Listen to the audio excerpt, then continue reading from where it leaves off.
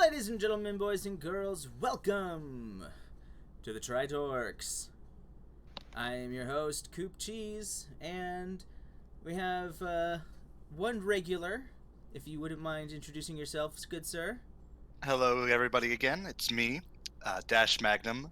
That guy from last time. I wasn't really watching the chat last night, so I don't know how people feel about me yet, but either you're okay with me or you completely hate my guts. We'll find out.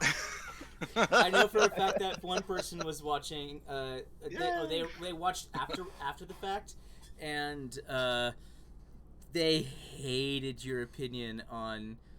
Yay! I got a passionate response. I'll take it. They hated your reaction to episode 8. Oh, good. I'm glad I inspired someone to. He's like, I see where you're coming from, but man, no, that movie just straight up sucks. It's easily the worst out of the entire series. And I'm the hate it engenders mystifies me. Honestly, your reaction to it, I get like, okay, yeah, you didn't, some parts like so much you didn't, it's not for you, but you're like, you're the vitriol mystifies me. I don't know how it does it, but hey, it's okay. I've been there. I've done that. Anyway, enough about last time. And unfortunately, speaking of last time, actually, we are without Death Envoy, also known as the Great White Buffalo Bitch. Sorely missed. Normally we would have the three of them as regulars, and then we would have the center of the Triforce filled in by a guest, but I guess the guest is taking the third triangle in this case. And by the way, ladies and gentlemen, I present to you the lovely, the one, the only... Hi, I'm Sasha Paws. Hi, Sasha Paws. Hello. Welcome. I feel welcomed. Hello. Hello. Good. I'm really glad that you feel welcomed. I'm not sure how to feel otherwise. Anyway, oh gosh. Anyway, would you mind sending me that link again? Yes, I will get that to you in the next few seconds. So then, that way we can start to advert and say, hey folks, we're alive. We're doing a thing. Come and get it.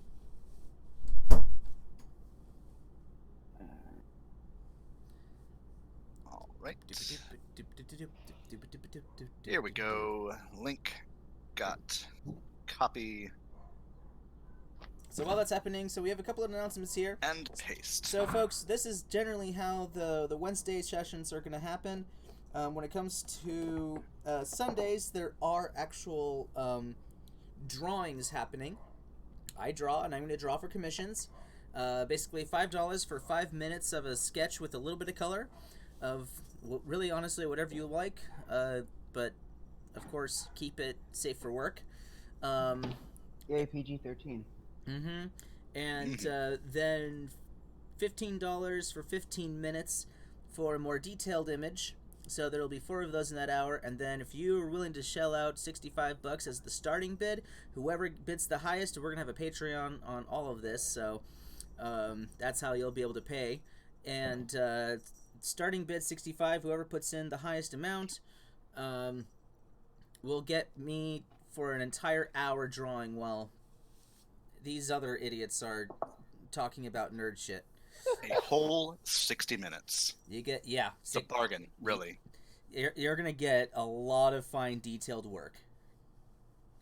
So, yeah, there we go. And with us is the Peanut Gallery. And we're also going to have awesome music playing in the background. We don't have any music right now because I haven't spoken to my music man yet. So, la-di-da. There it is. There we go. Okay, so we have a link. Is that the full, like... That's what is on my browser. So you're not going to do the whole, like, share and... Let's see, let me... Select a thing. Let me try that real quick. It's alright, it's alright, it doesn't matter. It's happening. Okay. It's happening. I mean, a link is a link. That! But a link is not a Zelda. That! Hey! Look! Listen! What's up? Watch out! This is exactly what crossing Hyrule's field sounds like. Hey, listen! Hey, listen! Yeah. Hey, listen! Yes. Watch out! Watch out for what? Giant Oh no, my petard! giant spiraling plant thing of death. Hoisted by my own petard. By your own Picard? Petard, you know, like the saying. No, I know. Do you though? No, I don't. Or do you have some Patrick Stewart on the mind? I have some Patrick Stewart on the mind. And who How can blame you? anybody not? Who can blame you? That big bald head is like a big bald dick. I mean, what? Well, there we go. First, I was gonna say phrasing, but that We're past the minute mark. we're well past phrasing. We're past the minute mark. We can start to swear now. We can start to bring in the yes, ladies and gentlemen. This is a we'd like to say it's PG-13, but you've already So much for disproved that. that. but we no. An attempt was made. The The make was attempted. So then, Why does Okay. this happen to me? I made my mistakes. hello darkness, my old friend. Got Ooh. nowhere to run. Okay. Ooh, X3. So today, Get off me! What the hell are you doing? Get off me! get off me! Get off me! Ooh, notice his bulge. Let's have a look-see. Stimpy, you idiots! Get off me! Could this happen to me? I made my mistake. I'm I've got sorry. nowhere to I'm sorry. Why is this happening Not- again? I'm confused. Coop doesn't know. I'm gonna have to share this. Oh, I'm 12. Ooh. What does this mean? DuckTales. Ooh, Oh great, we're gonna have to come up with custom lyrics for that now. I'm sorry. Those of you, I would be shocked if no one has done this already. Surely someone put that together. It couldn't. I cannot be the first person to have done that. to have figured DuckTales, that out. ooh woo. Where? Aha, there it is. Okay, so Found it. I'm explaining the topic. I hope everybody's listening. Sir, yes, sir. So there's gonna be topic number 1. Retro gaming. In Retro gaming. retro gaming, we're going to be talking about yes, our favorite. So I'm basically throwing this at you so that you guys are still a little bit on your feet. I only Okay. gave you a little Thank bit you. of time to think about what might come in advance, but I like to have a little bit of Okay. No lightning round. yeah, a little bit of mystery. So Okay, topic 1, fair. retro gaming. We're going to talk about our favorite retro systems.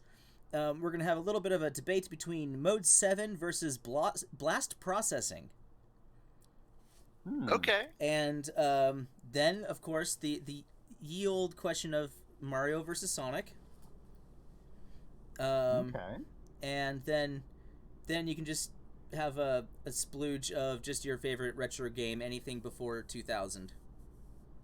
Oh. Before 2000. Before Okay. the year 2000. Anything before the year Okay. 2000. So anything, Up to 2000 is retro, anything okay. before the GameCube, the PS2, and the Xbox. Are we gonna stick to console gaming only on this? No PC stuff. No, PC Oh, is okay. welcome as well. Oh. All Oh, right. this is gonna be fun. So then, topic number 2, we're going to be talking about some voice acting. We're Yeah. each going to do some voices. We're going to have a quick little lesson on how to voice. So maybe we could all work together on that. And Okay. then we're going to discuss our favorite voice actors. And then we're going to have also some other notable names in the voice acting community. Sure. Topic number 3, game design. Mm-hmm. So we're gonna have a little game design topic, ranging. These are all going to be relatively quick because we only have like 2 hours here, guys. Okay, we'll keep it rolling. Alrighty. So we're gonna talk about classic game design, like how systems were built and how the game design was built around those systems. Modern 2D game design, modern 3D game design, level design and theming, and maybe also looking at the design of Sonic versus Mario. Like, what are the similarities and what were the differences, and why did they choose why they chose it? And what does it look like for the future? So we'll keep these relatively quick. I think that we're all fairly civil here. And then we're... Well, I mean, it's not going to turn into like a dumpster fire like the last episode. It wasn't okay. It was. Oh my gosh! It was something. No. I was just so happy because I was just so happy because I was like, and this is where the hate starts. Where's my popcorn? Because I got exactly what you wanted. The fire is here, and I'm heating my popcorn over it. And then we're gonna have some closing statements, announcements, and then just blah if we have any time. Sure. Okay. So then. Ding. Topic We really need to increase the effects budget. Retro gaming. All right, everybody. What's your favorite retro system? I mean, if you want to say, if you're the guest, yeah. If you want to say, you know what? Since we all know that PC is the best gaming machine, let's. There's a lot of variance within PC gaming, though. Okay, well, I think that has to be acknowledged. Yeah, let's talk about like retros. So, so you know, 80s, early 90s. to mid 90s. Mm-hmm. You know, because I mean, PC gaming definitely had some really great moments, but also had some really rough elements. Considering the fact it's like you have to choose your video card, you have to choose your sound blaster, you have. And even by the 90s, you were getting to that point you are now, where it's like, oh, a couple months later, all your stuff's obsolete. Yeah. And I remember we're starting to get there. I remember specifically plugging in when floppies were floppy. Oh yeah, folks, kids, the more you know. Before there were SD and USB drives, or before that was before the cloud. I'm sorry, there's the cloud, and then before that is SD and USB. Before that was called it was the beginnings of flash drive. It was like a little 3x3 card, and then before that was was it 4x4 floppy disk, the hard floppy? Is 3.5. 3.5. Yeah, 3.5. Yeah, 3.5 by 3.5. So you'd slap that into a little, and then of course there were CDs. There still are CD or DVDs. Or does anybody really even have a DVD drive anymore? Guilty. I have one. Also guilty. I have a VCR still. Yay, so do I. Does anyone have a Betamax? RJ? No, not me. Aww. Not I, sir. I want one. Like let's see here. Commodore 64? Dude, where gaming was basically ran off of cassette tapes. There were the big, the real floppies, the 5-inch floppies. I was gonna get to the 5-inch floppies. Okay. I remember slapping I like in the cassette tape and they were literally floppy. They were 5-inch by 5-inch, and they were actually floppy. They were. And you just kind of carefully slide it in, and it would take it and click. And then you have to run command prompt and say, run software.exe or whatever it was. And then it would be like, okay, now you have to select your video card, now you have to select your sound card. Now you get to play the game. And depending on which kind of PC or video card you had, the colors would look differently on each machine. Good old CGA. CGA, Love VGA. CGA. Yeah. And all that was considered a blessing and a luxury compared to the punch cards that came before that. Oh, jeez, yes. Now, I don't know if I got to work one of those punch card machines, and it can eat a dick. Now, I You don't... drop the box once, and you have no idea what your program is anymore. Exactly. I don't know if either of you remember this. I know that both of you, at least one of you, is old enough to potentially remember this. Okay. But Ooh. it was the transition from the games on a floppy to games on CD, and this was just before an actual CD tray drive. Right. You would put the CD into a plastic case, Yep. like a cartridge, Yeah. and then you'd I plug remember that these. into the PC, and then you'd run it that way. That's That how. was a trip. That's how Like That's how I played PSP. Doom. Mm-hmm. Yep. PSP UMDs. Mm-hmm. Wolfenstein, I think, was also the same. Yeah. Yes. And Wolfenstein interesting original. thing. This is probably going to be something to talk about more about game design later. But since we're right here on the topic of that, Doom is very interesting because technically the game is not actually running real 3D. Yes. It's entirely a two-dimensional game, and it's running two different planes at once. It's scanning and quickly drawing the frame as you're moving around, but then in the background it's reading the map, and so the map tells the program what to draw. Where the wall should go, where the enemy should go. Yep, all that. Exactly. And you can't look up, you can't look down. It's just you're always shooting in the direction of the enemy. That's all you need. It's brilliant how they put that together.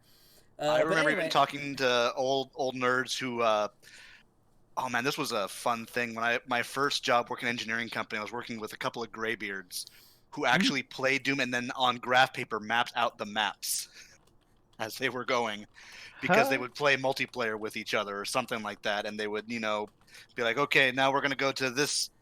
We've numbered this room. We're gonna go here, and they figured this out like back in way in the early days. I used to make my own maps too. You kind of had to. Exactly. Nobody had, $30 to drop on a strategy guide. No, that's money for more games. Exactly. yeah, half a that's money for half yeah. of a game. game. It's like people Could have bought a game, but back then could have bought a full game. Like that's the part I can't remember. No, they were all. They were always like about $60. games. Yeah, and here's the thing, Okay. folks. Okay, consider inflation. All right, a Sega game, a Genesis game back in '91 cost $60. We are now. I just bought a game for $40, and it is a far more impressive and comparable game. And according to based off of inflation, it is a fraction of the price. So if y'all are complaining about, oh my gosh, I can't believe that games are going to be $80, $100, blah blah blah blah blah, DLC. No, shut the fuck up. My parents dropped money on me, and not much either, because I only had a few games going through my life because, well, it was they didn't have a lot of money to work with, but I think we can both empathize with that. yeah. So, to move on, I mean, that was a great little side tangent. Oh, I here. actually calculated it, by the way. Oh, $60 in 1990 is $104 today. There we go. See? There we go. So, you know what? If they could provide me a game that's complete, that I don't have to get all of the DLC or a season pass, ooh, Or an extra controller with your console. for $100, or at least 80, I'm down. But these game companies today, man, they are trying to suck us dry. That they are. But that's a whole other topic. Mm-hmm. Yeah. Do you remember when everybody started selling out their old NES cartridges from like rental stores? When like Super Nintendo and N64 became really big? I mean, when were they not really big? No, I mean like When they first came out. Yeah, like when they first came out, they started clearing out all their old NES stock. Rental stores. And they're like, definitely. That's how we got a number of games. Yeah, no, seriously, I was found always some really good ones back then. I was always one generation behind when it came to PlayStation. Oh yeah, no, I completely missed the Same. first PlayStation. We were only allowed to have one console in our family, and usually then we would Sacrilege. rent the games, Well, and Mm, if we really liked the game, maybe then we could think about buying it. But usually we were renting from your block. Back when Blockbuster. actual arcades Blockbuster. were a thing you could go to for like birthday parties and rent out consoles for a while. That was a thing. Dude, I Nickel remember stuff like died. that. Who? What? Nickel died. Was that one of those kind of stores? It's an arcade Oh. company, and Yeah. they basically I thought it was the name of a rapper. no. Oh, speaking of which, what concert costs 45 cents? 50 Cent followed by Nickelback. Yay! There you go. Oh my god, Canadian jokes are terrible. I would Alright. know. Anyway, they're like a classic arcade, like a retro arcade, arcade. And the back, all of the old school like Atari machines, they were all free to play. You'd go in for an entry fee of $10, and what they would do is they would just simply convert that all into nickels. So then you could just take your nickels and play every other machine. So it was like DDR. Nice. DDR was like 5 nickels. Yeah. So it was pretty rad, to be honest. But they finally went out of business, and I feel so sad. I feel really A sad.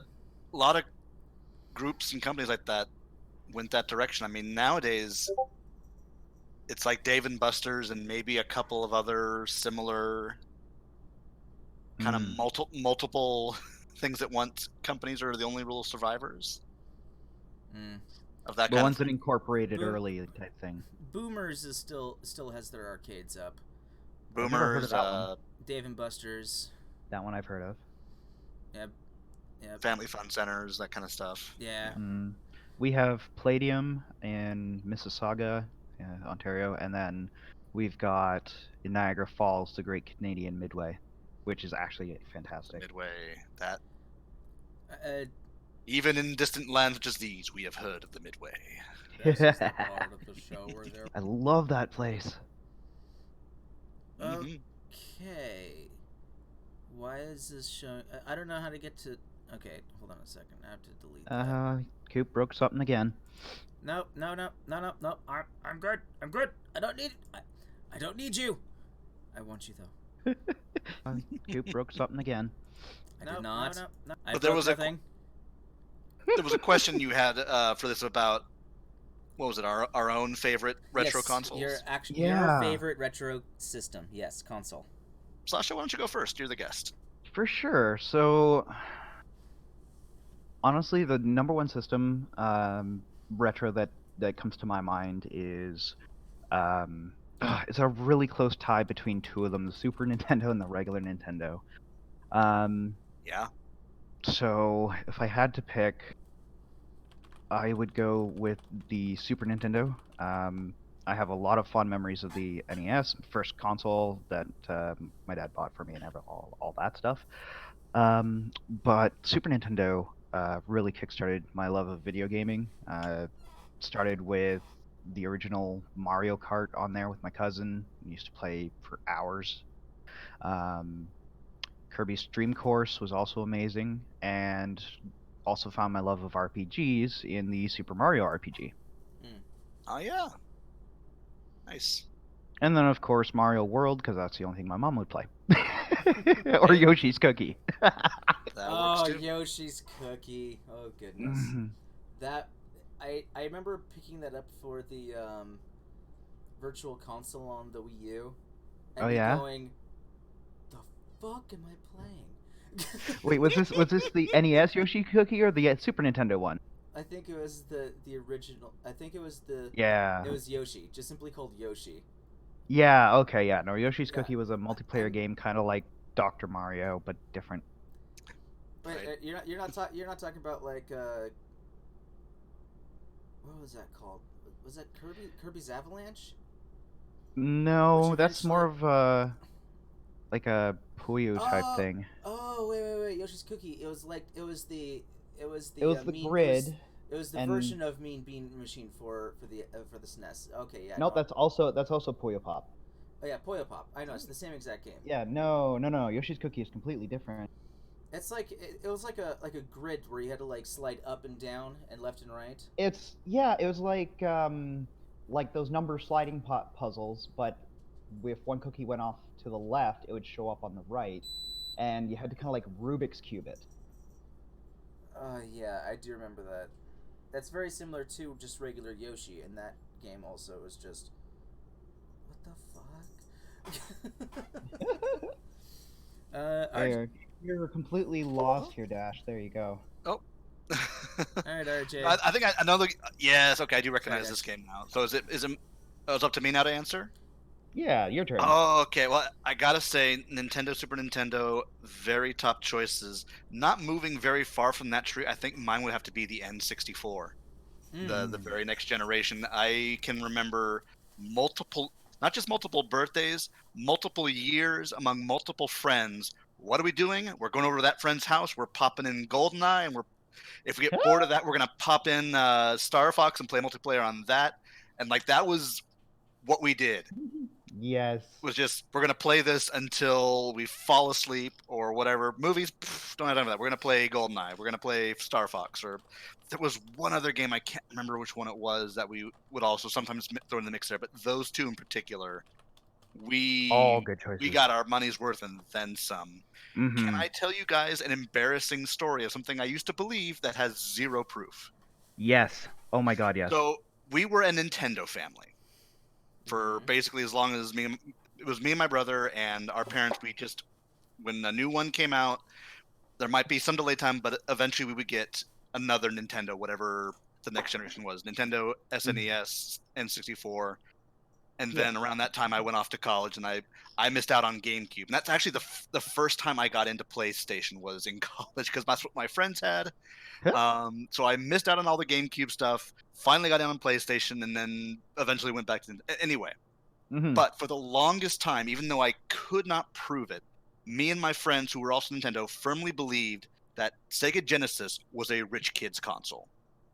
Now I know full well confirm. they I are knew exactly the same price. Yeah. Now I know this, but as a kid, Segas were for the rich kids. Nintendos were for the working man. I have though to there's say zero I proof. thought the same thing. I Five don't know kids where it who lived came in from. really nice houses had Segas.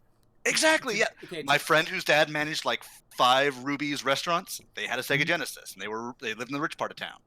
Jeez. Rest of my friends, Nintendos. This will be a nice transition to the next part of this retro gaming topic, but I want to toss in my 2 Oh yeah, cents. you gotta answer. Yes. No, you're not allowed. So the thing is that I grew up. Okay, we were not a rich family at all. All right. And my grandfather actually bought me my my Sega Genesis, and my Sega Master System, which is the equivalent of the NES at the time. Mm-hmm. Still That good was console. a hand me down. I think the Master System was a better machine than the NES, but the NES had better marketing. Sure. Now, it's funny because the way I saw it was that Sega was the cool kids system. It's like the teens and the young adults all had the Sega. And the hipsters that weren't called hipsters yet. Yeah, but then it was the big families that always had the Nintendos. It was, it's a lot of my fuck it, I'll just say it. A lot of my Asian and Mexican friend families, they all had Nintendo. And I knew more people who had Nintendos than Sega, which was kind of lost to me because I'm like, have you not played these games? Can you not hear the sound? Like, this is awesome. But at the same time, when I went over to them, oh man, I always loved playing on a Nintendo. It was just so bright and colorful and Yeah. and fun and just friendly, and it was just like yes, all of this more, please. But I mean, like, Not at to the say same time, Sega didn't. it's not that Yeah, Sega had its good stuff too. Oh, Sega definitely had its good stuff, but it basically tried to write off the whole, we're cool, we're edgy, we are Sega! Gosh, where is this meme? I have a meme somewhere of Oh no. because you know the old bit of marketing the Sega does do what what it Nintendo does. don't. Yep. Yeah. Here we Oh, go, Sega Genesis what Nintendo. What? Sega Genesis what Nintendo. Let me see if I can drop this into the Discord. Okay. Oh my And God. apparently this was a real ad because it's So folks, those don't of you know who are about that. watching, we do have a Discord.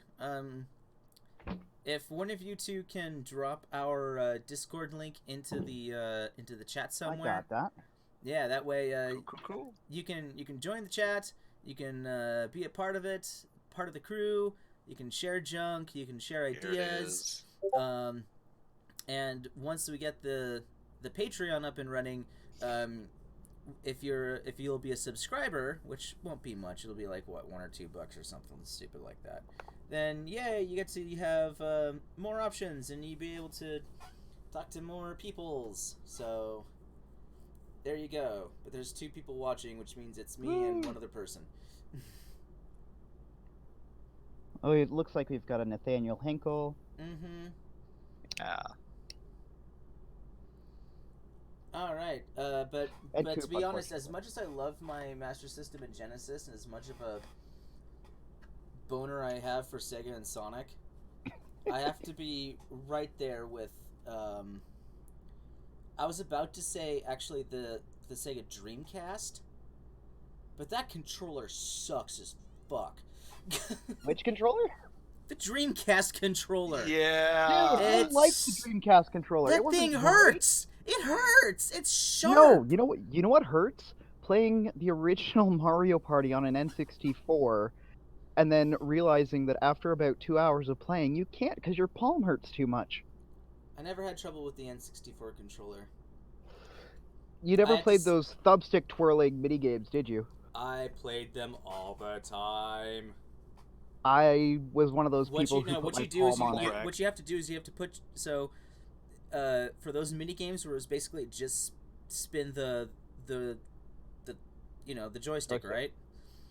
You just put your hand on top of it, but it's just put the palm on top of it and spin it around like mad. I always push too hard because when you get really into a game, you push harder to get it go faster. Because you're a Even dumb though kid. it doesn't really do anything at all. Nope. There was actually a class action lawsuit against Nintendo for it. Oh, What? wow. I didn't know that. You guys ever heard of this? Yeah, they gave out what was it? And I'm like sure I $1 did at the million time, worth in Mario gloves. So that you actually got like a Mario glove for your right hand, so that when you were playing the game, you wouldn't mar up your palm. Huh. What the hell? Weird. Wow. But anyway, what I was going to say Google is it. that the N64 Yeah. was my favorite system, and there's the 64, and for a great number of reasons. So I'm the oldest of 3 siblings, and the game I wanted to integrate my video game playing with my siblings. Now, if I wanted to do single player games, sure, I'd play Zelda, but what we would do is I would actually narrate it with them. So I was literally doing Let's Plays for my siblings when they were younger. See, that's cool. That's awesome. And then when it came to the fact that I could play up to 4 players, my little brother could have one of his friends over. And so all 4 of us are just chilling out in the garage, because I set up like this whole game area in high school. So we would just play for hours, just all of us playing either Smash Brothers, Mario Party, Mario Kart, Donkey Kong 64, Star Fox, definitely. Yeah. GoldenEye, Star Fox, definitely GoldenEye. GoldenEye. Perfect Dark. No, that was a mature rated game. Oh, right. Yep, nope. I wanted to keep it no higher than teen. Smart. And that was my own decision, not I mean, my parents would have enforced that as well, but that was my own decision. I wanted to play games with my siblings. And Yeah. at Smash Brothers, I mean, as much as we, you know how like those Nintendo games where it's friendly but competitive, but to the point where it's like you're almost like wanting to beat the shit out of each other. So not Fusion Frenzy, because you get there in like 2 minutes. I mean, that sounds like the Smash Brothers experience right there. No, that's Melee and Forward. We're talking retro. No. That's more like Mario Party 2. Oh God, yes. Also true. Also true. Yeah, we would just spend hours with Mario Kart. Hours. Oh yeah. So I have to say, like, I have a lot of options here, but I love most of the retro systems, but I have to give it to the N64. Cannot complain about that. Yeah. All right, next section. I'm gonna mark that. I'm gonna tick that off. Ding. We are now going to have the small debate of Mode 7 versus blast processing. Is there much of a debate? Are either of you familiar on how Mode 7 works? Vaguely. It was Then an extra could line you of describe how it sprites, right? works? Sure. Give me 1 second. I'm totally not on Wikipedia. No shame there. While you're doing that, I'm going to explain blast processing. And this is a reason why I think this is actually a notable challenger, okay? Because I think I know where you're going, RJ, or Dash. But don't answer that yet. Okay. So blast processing is not an actual hardware thing, but it is still a thing. It is actually a thing. Some people said that blast processing doesn't exist. Well, it's not a piece of hardware. I'll tell you that. I believe it was Yuji Naka, one of the lead programmers of Sega. When developing the Genesis, he wasn't able to get it to run as fast as he wanted it to, because they were working on a small budget. Hardware-wise, the Sega Genesis is very weak in comparison to the Super Nintendo. However, blast processing is a unique method of software user interface programming in the Genesis, which allows it to basically loop processing abilities over and over and over again at high speeds, allowing the Genesis to overclock. Right. So first, from developer company overclocking on a system, eh? Yes, definitely. And he was able to pull things that nobody else was able to pull off before. He was a genius when it came to programming. In fact, the original Sonic the Hedgehog was actually almost twice as fast. But the actual release copy, they had to slow it down because during all of the game testers, they would get headaches, and they couldn't it's like they couldn't pay attention to what was going on because Sonic was going way too freaking fast. And that would be a problem. Yeah, they would You don't want to give your customers headaches. They would all get headaches, and you're like, okay, let's slow this down. So they actually forced the game to be slower than it was supposed to be, for the sake of the for people the actually enjoying the game. For the user experience, yes. All right. Jeez. There you go. Fun little factoid. All right, so tell me about Mode 7. So, as I come to understand it, Mode 7 is the hardware accelerator processor that's in the Super Nintendo that allows the backgrounds, like the background layer, to be rotated and stretched in order to give the appearance of 3 dimensions. So it doesn't. So it's not actually 3-dimensional, but what it does is that it stretches and twists the texture. Yeah, exactly. The background texture. Oh, that's so cool. Um, All right, guys. Well, your opinions. Art, Dash. What do you think? I mean, I don't know if this is where you thought I was going with it, but my main thing was just like, both are notable programming workarounds at the time, but therefore, kind of, what's the debate? Why? ¿Por qué no los dos? Oh, that isn't what There's my catchphrase. There's my catchphrase. That pretty much Why not is your. both? This pretty much is your catchphrase. You said it. That's what I should have thought of the other time. Yeah. Yeah. But Cop out, though. why not both? I mean, you gotta, that's not. that's must a must we cop out. choose? Yeah. I guess not even that. It's more. I think both are, as you said, important historical footnotes in video gaming history. I don't see why we need to say "Yay, Blast" and "Boo, Mode 7" or what. That's not what it's called, is it? I'm Mode goofing 7. that up. Yep, it was mode It is 7. Mode 7. Okay. Why can't we not acknowledge both and say, hey, both of Oh. these, why do we have to, and it's a little bit like debating, what was the better medieval medicinal technique, leeches or bloodletting? That's maybe a little bit too mean. That's not the one I'm trying to get at, but, I'm gonna go with bloodletting, which is mode 7. Not too much now. Not too much now, but I see the merits of both, and I don't see why we can't just hold up both and say, look, here are cool things that video game programmers figured out in order to make games work better or do interesting things. I have no preference. I have no favorite. I think both are cool. So that's my 2 cents. Dash is officially Sweden. I have dodged the question. Sweden or Switzerland? Which one's neutral? Technically both, I think. All right, cool. So that's Dash. such a Dash Magnum response. It is. Sorry. That's why. Can't pin me down that easily. All right, so I guess it's good that it's just the three of us then, because I really get the idea that Coop is gonna go with ray tracing here, or raycast. What is it called?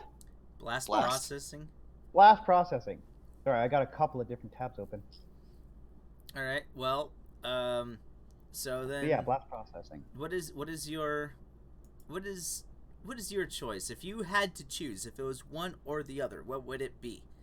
I would honestly give my vote to Mode 7. And I'm not just saying that to play devil's advocate.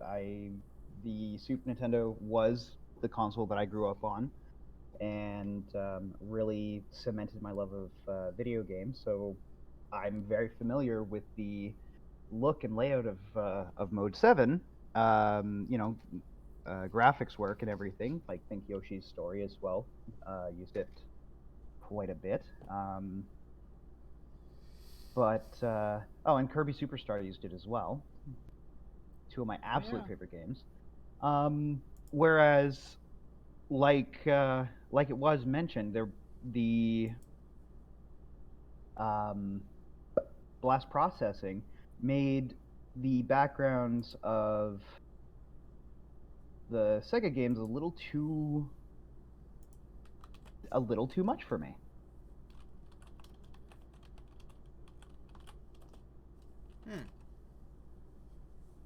I guess I'm one of those rare cases of this game is too fast. Gotta go fast. You're too slow. Oh. You're like, oh god, why? Chili dogs. Chili. Sonic and Tails, best friends. I feel like I need to learn how to rap because there are so many Starbomb references I can drop. There we go. No, I'm not doing it. No, Aw. bad chance. All right then. Speaking of which, we're still within the first hour. Mario versus Sonic. Oh, I forgot to say. Yeah, I would go with. I'm actually probably gonna blow both of your minds. If I had to choose, I would go with Mode 7. Aha! Well, I knew you had good taste. well, there you go. I mean, well, there you go. I mean, there you the have thing it, folks. the thing is that like, it's incredible technology in terms of software and programming. Yuji Naka, you're a freaking genius. Yeah. Love it. Mhm. I love the speed and the abilities and the what would you call it, the physics of Sonic the Hedgehog and so many other games, and of course the sound card for the Genesis. Just, I can't help but listen to like 80s music and go, holy shit, that sounds like a Genesis. Oh, yeah. I'm sure they were inspired by that. Oh, they were. They definitely were. Yeah. That's one thing I do have to give the Genesis is its very awesomely designed sound chip, and It's font very files. unique, isn't it? It is. And it just really captures the time. It's I do captures love the it. time where Nintendo is timeless. Yeah, I was also thinking the exact same thing. But to be Nice. honest, like, all I could think of Ding. whenever I think of Mode 7 is Secret of Mana. Gosh, there's a game I'm nostalgic like heck for. Speaking of Secret RPGs, Secret of Mana, F-Zero, and of course the original Mario Kart. yeah. So it's like, it's just, the fact that they were able to pull that off, and that's how it worked, is just beautiful, beautiful. Thank you, Nintendo, for this wonderful, glorious piece of technology. There you go. Also, Sega, you guys did good. Polite Japanese. You bowing. really did good. Yuji Naka, Yeah. brilliant man, but I'm gonna have to go. Why can we with- not celebrate both? Exactly. not? I love both, but if I was forced If to make you're a in choice, a pinch. yeah, Mhm. it would have to be 7. Anyway, so Same. Mario versus Sonic. We're talking about. Let's just discuss all of Mario up through 2000. Okay. Okay, so original Mario was my first video game I've ever played. There you go. And I was like 4.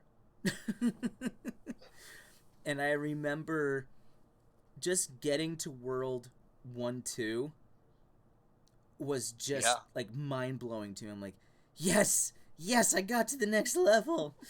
The other game that I played was also Boy and His Blob, and I had no idea what to make heads or tails of that. But I mean, fair, but also good game. yeah, it is. Now, I went back to it. It's kind of. I mean, look, a lot of games do not hold up, but we're still good at the time. Unique game mechanics, but Mhm. doesn't hold up. It's slow Fair. and doesn't hold, and it doesn't tell you anything. That's why you had to read the instruction manual. Yeah. No, even that. You remember that instruction manuals? Oh, dude, I had the old Pokemon instruction manual where they had like the little stickers that you'd put into the slots. Oh, dude. That was my favorite one. I was so proud of it, and that was one of the few instruction manuals that I had that was in color. Nice. I remember when they were all black and white too. Or when you knew you got a really good game, full color, thick sheet instruction manual. I am literally pulling out my Sonic 1 instruction manual Oh, There you go. right now. it has to be Man's, I bet. It's Or it has it seen oh its my years? gosh! It has Castle of Illusion starring Mickey Mouse on the back. Oh. That Oh, that makes me game bad. was bullshit. Yes, it was. But, I you know, was but you- wondering what you were going to say, and if you had not said that, I may have had to disagree with you. But yes, that game is indeed baloney. Getting started. Reach for the rings. Lampposts. 1, 2, 3, 4. You got the score, time, rings, and lives. Items for survival. So they show you your items that you pick up. They list off all of the zones with a brief description. Blocks in the secret zone, so things that'll help you, stop you, hinder you. And then, of course, what happens when you game over, how to continue, scoring, and all of the wonderful drawings of Robotnik Spadniks. Yep. Yeah. Sonic survival tips. Grab all the rings you can, when really all you need is one. Watch the traps and see... I love this. Watch the traps and see how they move. You'll have a better chance of dodging or escaping them. You might even try to burrow through them. There you go. Look for ways to get to places that seem impossible to reach. Use the supersonic spin attack to find hidden items, which is basically in Sonic 1, if you're running forward, just press down. Right. Okay, yep. Look for secret rooms. Remember, there's a time bonus, so race through the acts as fast as you can. Destroy enemies in succession for extra bonus points. And then in the back, there is a scorebook. This is my original book. This book is in really good condition, and I never even touched the scorebook. But I love how those... wow.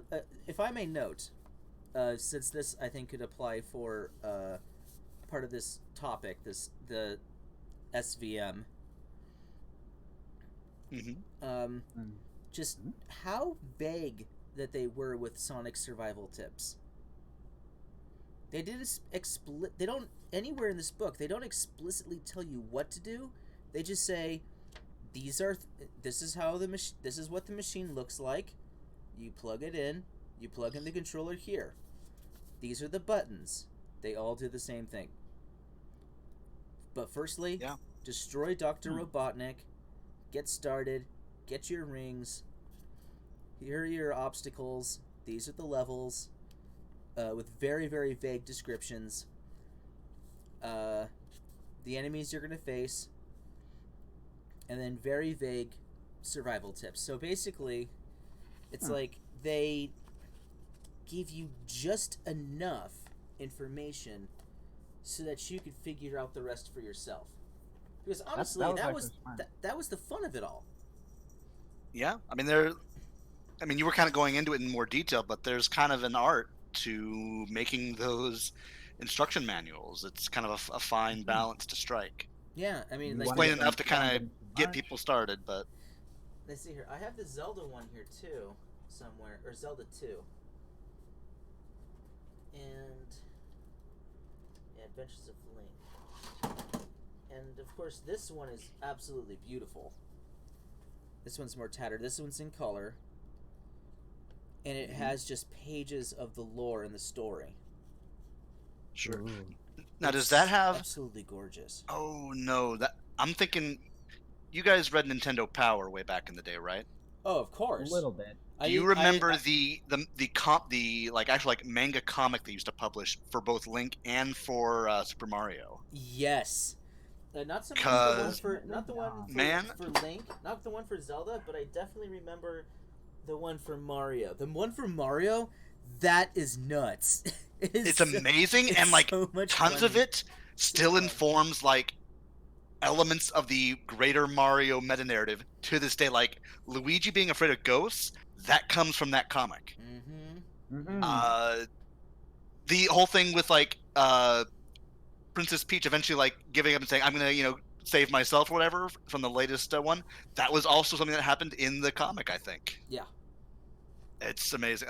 But for the Zelda one, the artist who did that one, I think is one of the same artists who did the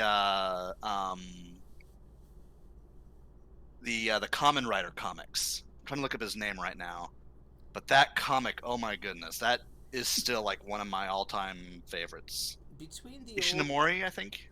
old Mario comics from Nintendo Power and also the old Archie Sonic comics, I got a lot of inspiration for what I do with my artwork.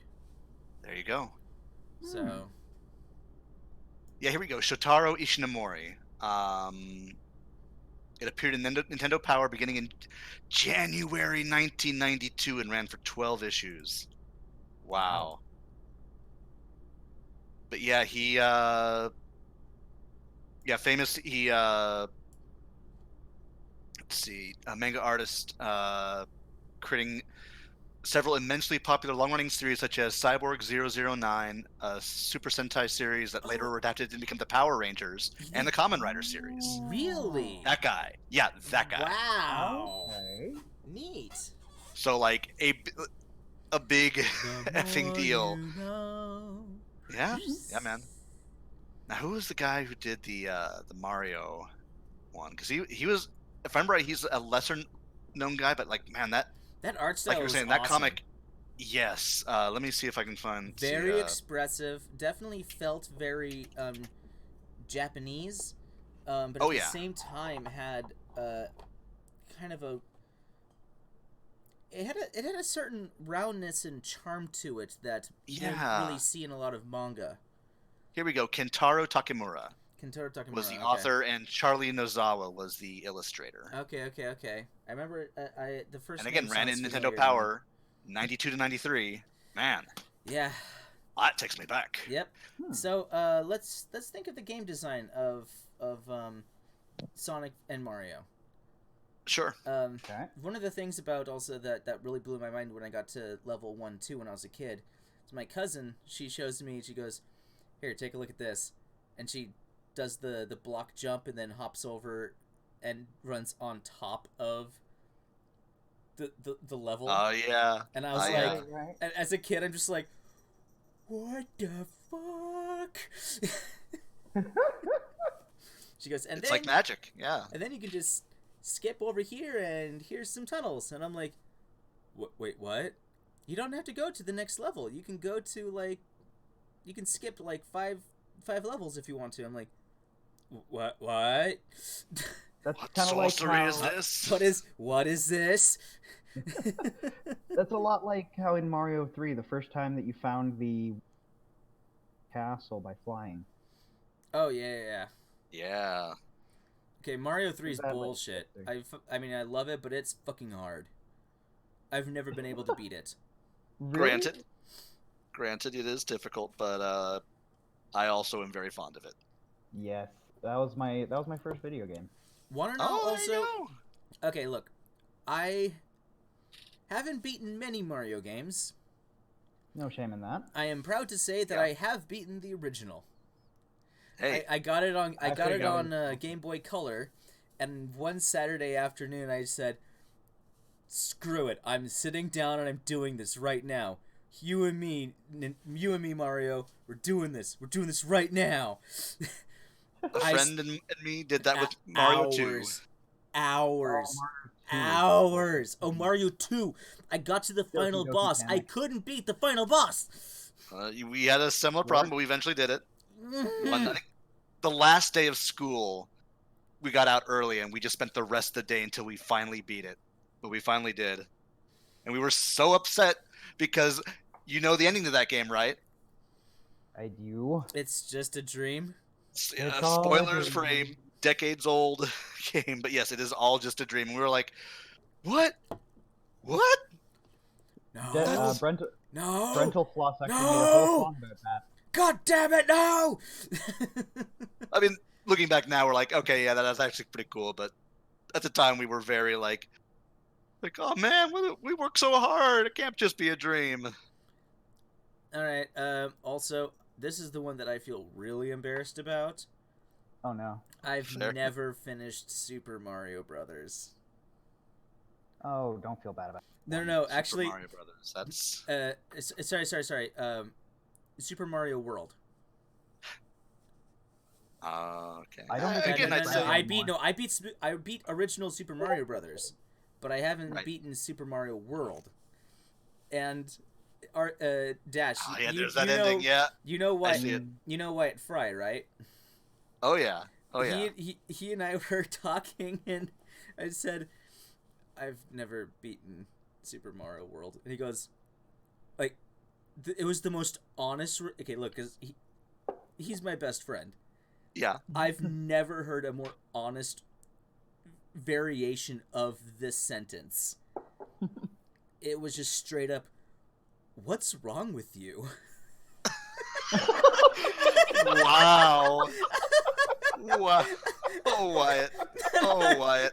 I can hear him saying that in his voice too. Oh, that What's is haunting. wrong with you? And I'm like, That's the kind of thing oh, that stays. that Come on. that like I couldn't be mad at it because I knew he was honest, and he's like, it's like he says, I understand Mario 3, but Mario World is like the easiest one. I mean, What's wrong with you? And I'm like, oh. also fair, but It's like, oh man, he just cut me right to the core. just to the quick. Oof, oof, big oof. It was Have to pay respects. Oh yeah, for no, it was young Alex. it was well placed, Young and I don't blame him for it at all. Oh boy. Well, we won't blame you here. At least you've served your time. You've done your time. Yeah. You are a free man to go. This And, court of law will not hold you any further. Clunk clunk. and Donk, I've donk. gone through my Donk, cheats to get to the end of Mario 64. There you go.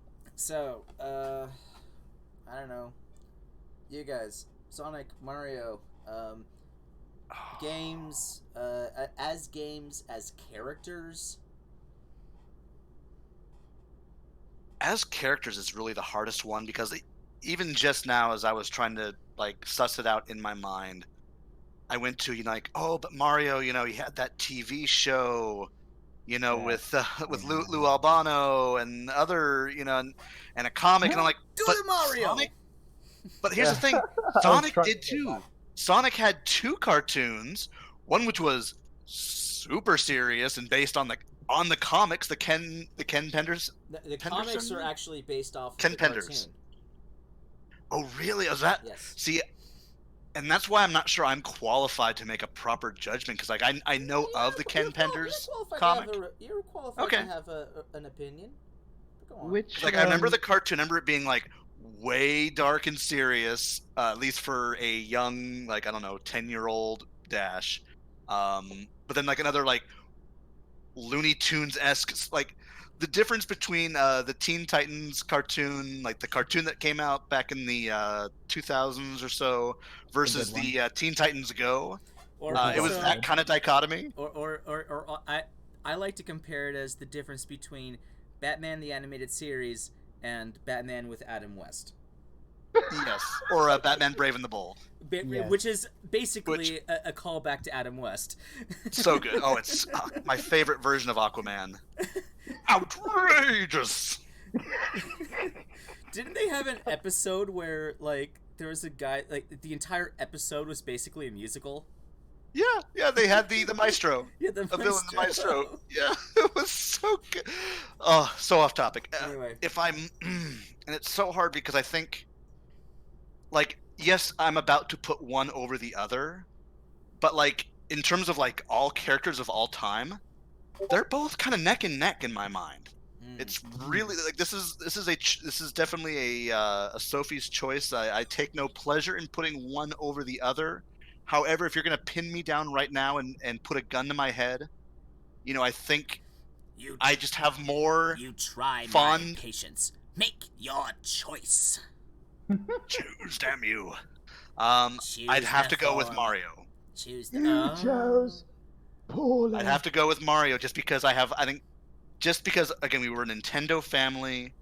Yes, I played the Sonic games, but it was always at someone else's house, and therefore I was playing for less time. When I think back on my like the away team. sum total of my memories, I have more fond ones of Mario than I do Sonic, even though I recognize both are top-notch, great characters. I'm gonna piggyback his answer. I'm gonna piggyback his answer. Okay. All right. Alright, there we go. I'm gonna toss in my 3 additional cents since I seem to be There you go. dominating this topic right now. No problem. Go for it. Mhm. I think everybody knows what my answer is going to be. Sure.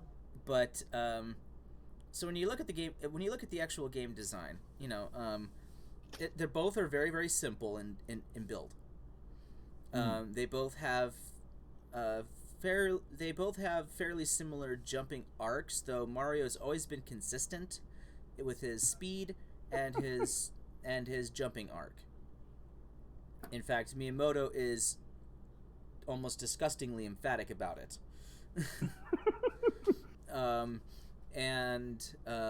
You know, the whole thing of why does he slide when he's already running and he goes to make a turn.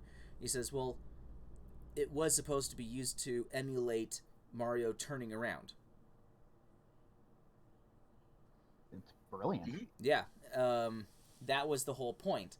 There's so many great little hidden secrets in every Mario game, ways to kind of they leave in things that allow the player to kind of almost but not quite break the game. So it's like it should be easy enough for, you know, anyone to just get started. Mm-hmm. But then it teaches the player the theme of the game, and that first level is easily one of the most brilliant. Super Mario Brothers 1-1, easily one of the most brilliant levels ever made, if not Sure. the most brilliant level ever made. And the secrets, the lore, which I mean, honestly, there isn't much of, but Fair. but and all of the fun quirks about the character over the years, like I said, jumping from the old animated cartoon series to kind of the Mario that we have now.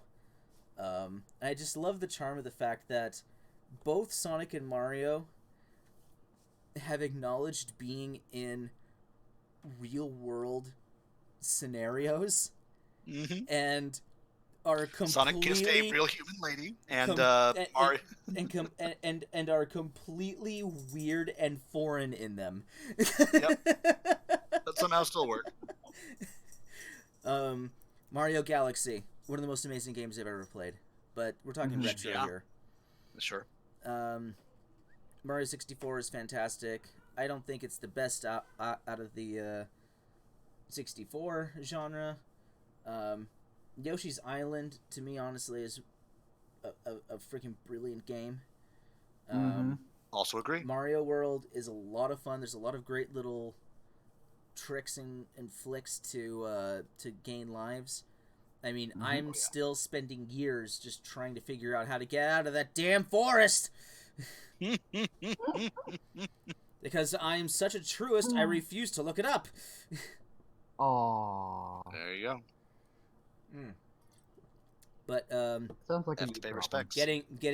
figuring out how to get infinite lives in like a short period of time is awesome.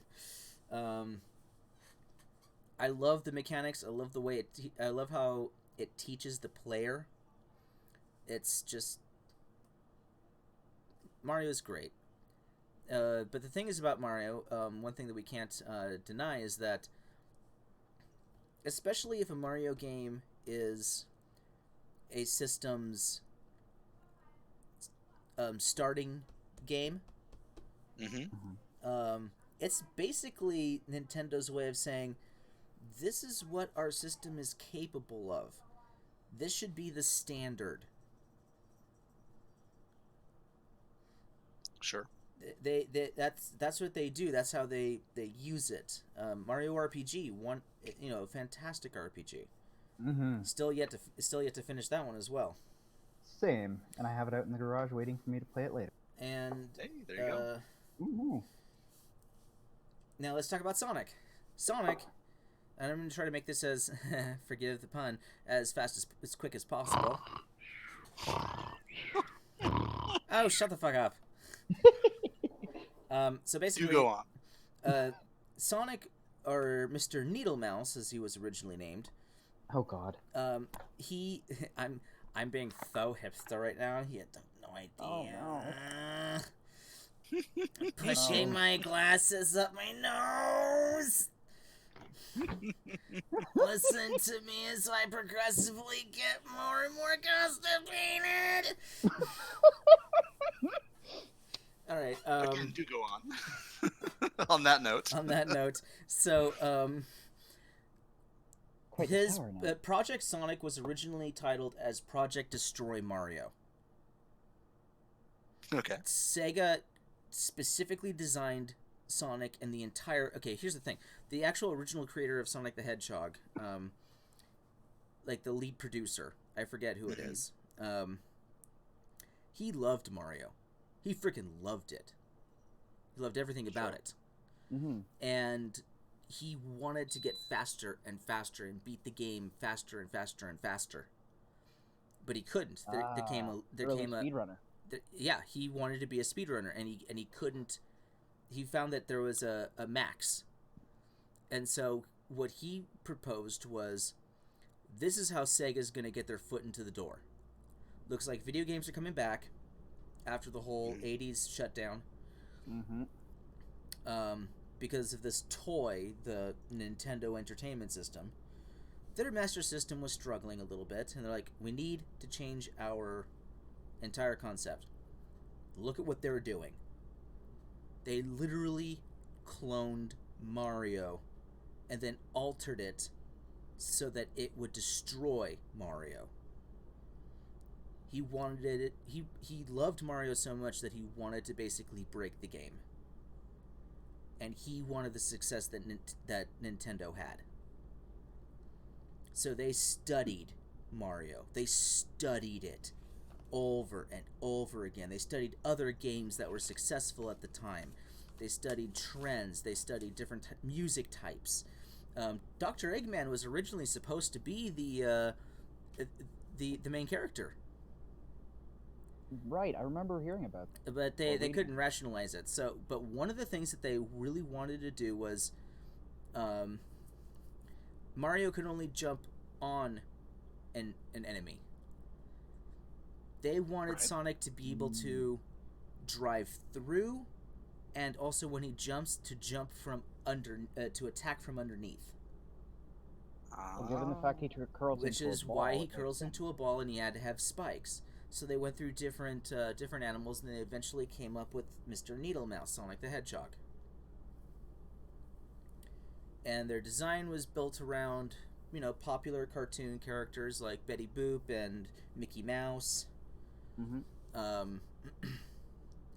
Very old school, classic, iconic style, super simple character design. And they're like, all right, now, what's cool these days? 80s. Everything's edgy. Let's pull that off. Sonic Underground. Don't ever mention that ever again. But they got taken away from their mom, dude. That's not cool. No. Sonic. I'm sorry. Sonic Underground never existed. It never happened. His sister sounded like she Sonic chain smoked. Underground never happened. His sister sounded like she chain smoked. She sounded like an Aunt Barb. I'm sure she did. Oh, so I have to be in this game? Oh, God. Or I have to be in this show? Oh, God.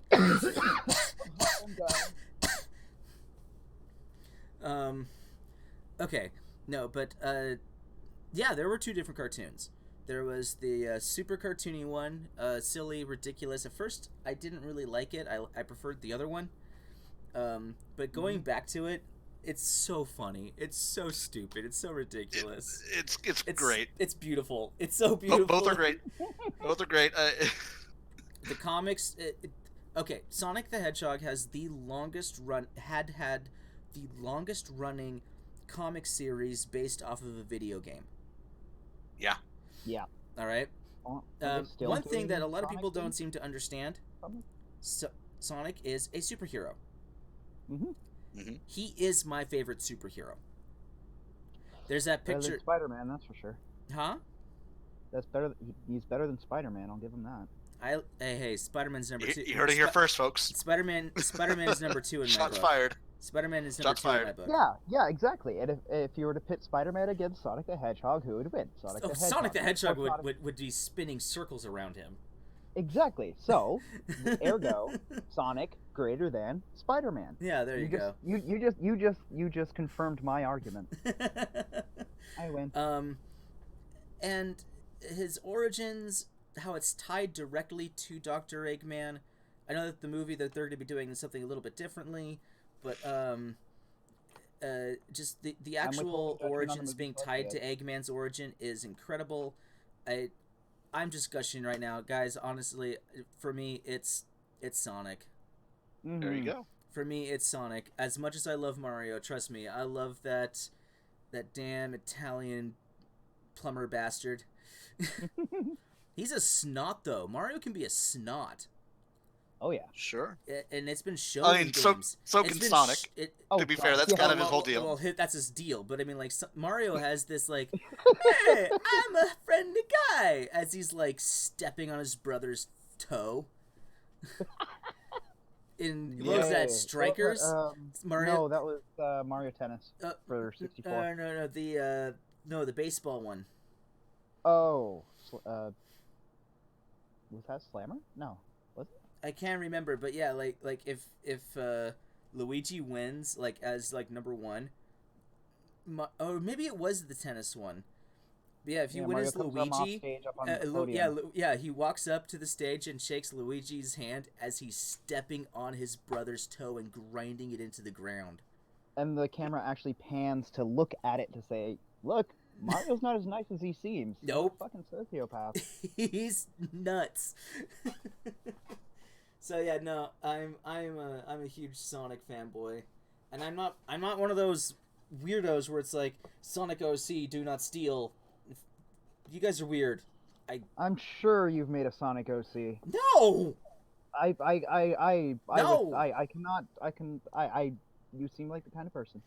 I mean, here's the thing: you don't even have to. I've made my own old comic series that was kind of like I was training myself how to make comics. They were called the Untold Tales of Sonic the Hedgehog, where basically Metal Sonic realizes he's being used by Robotnik.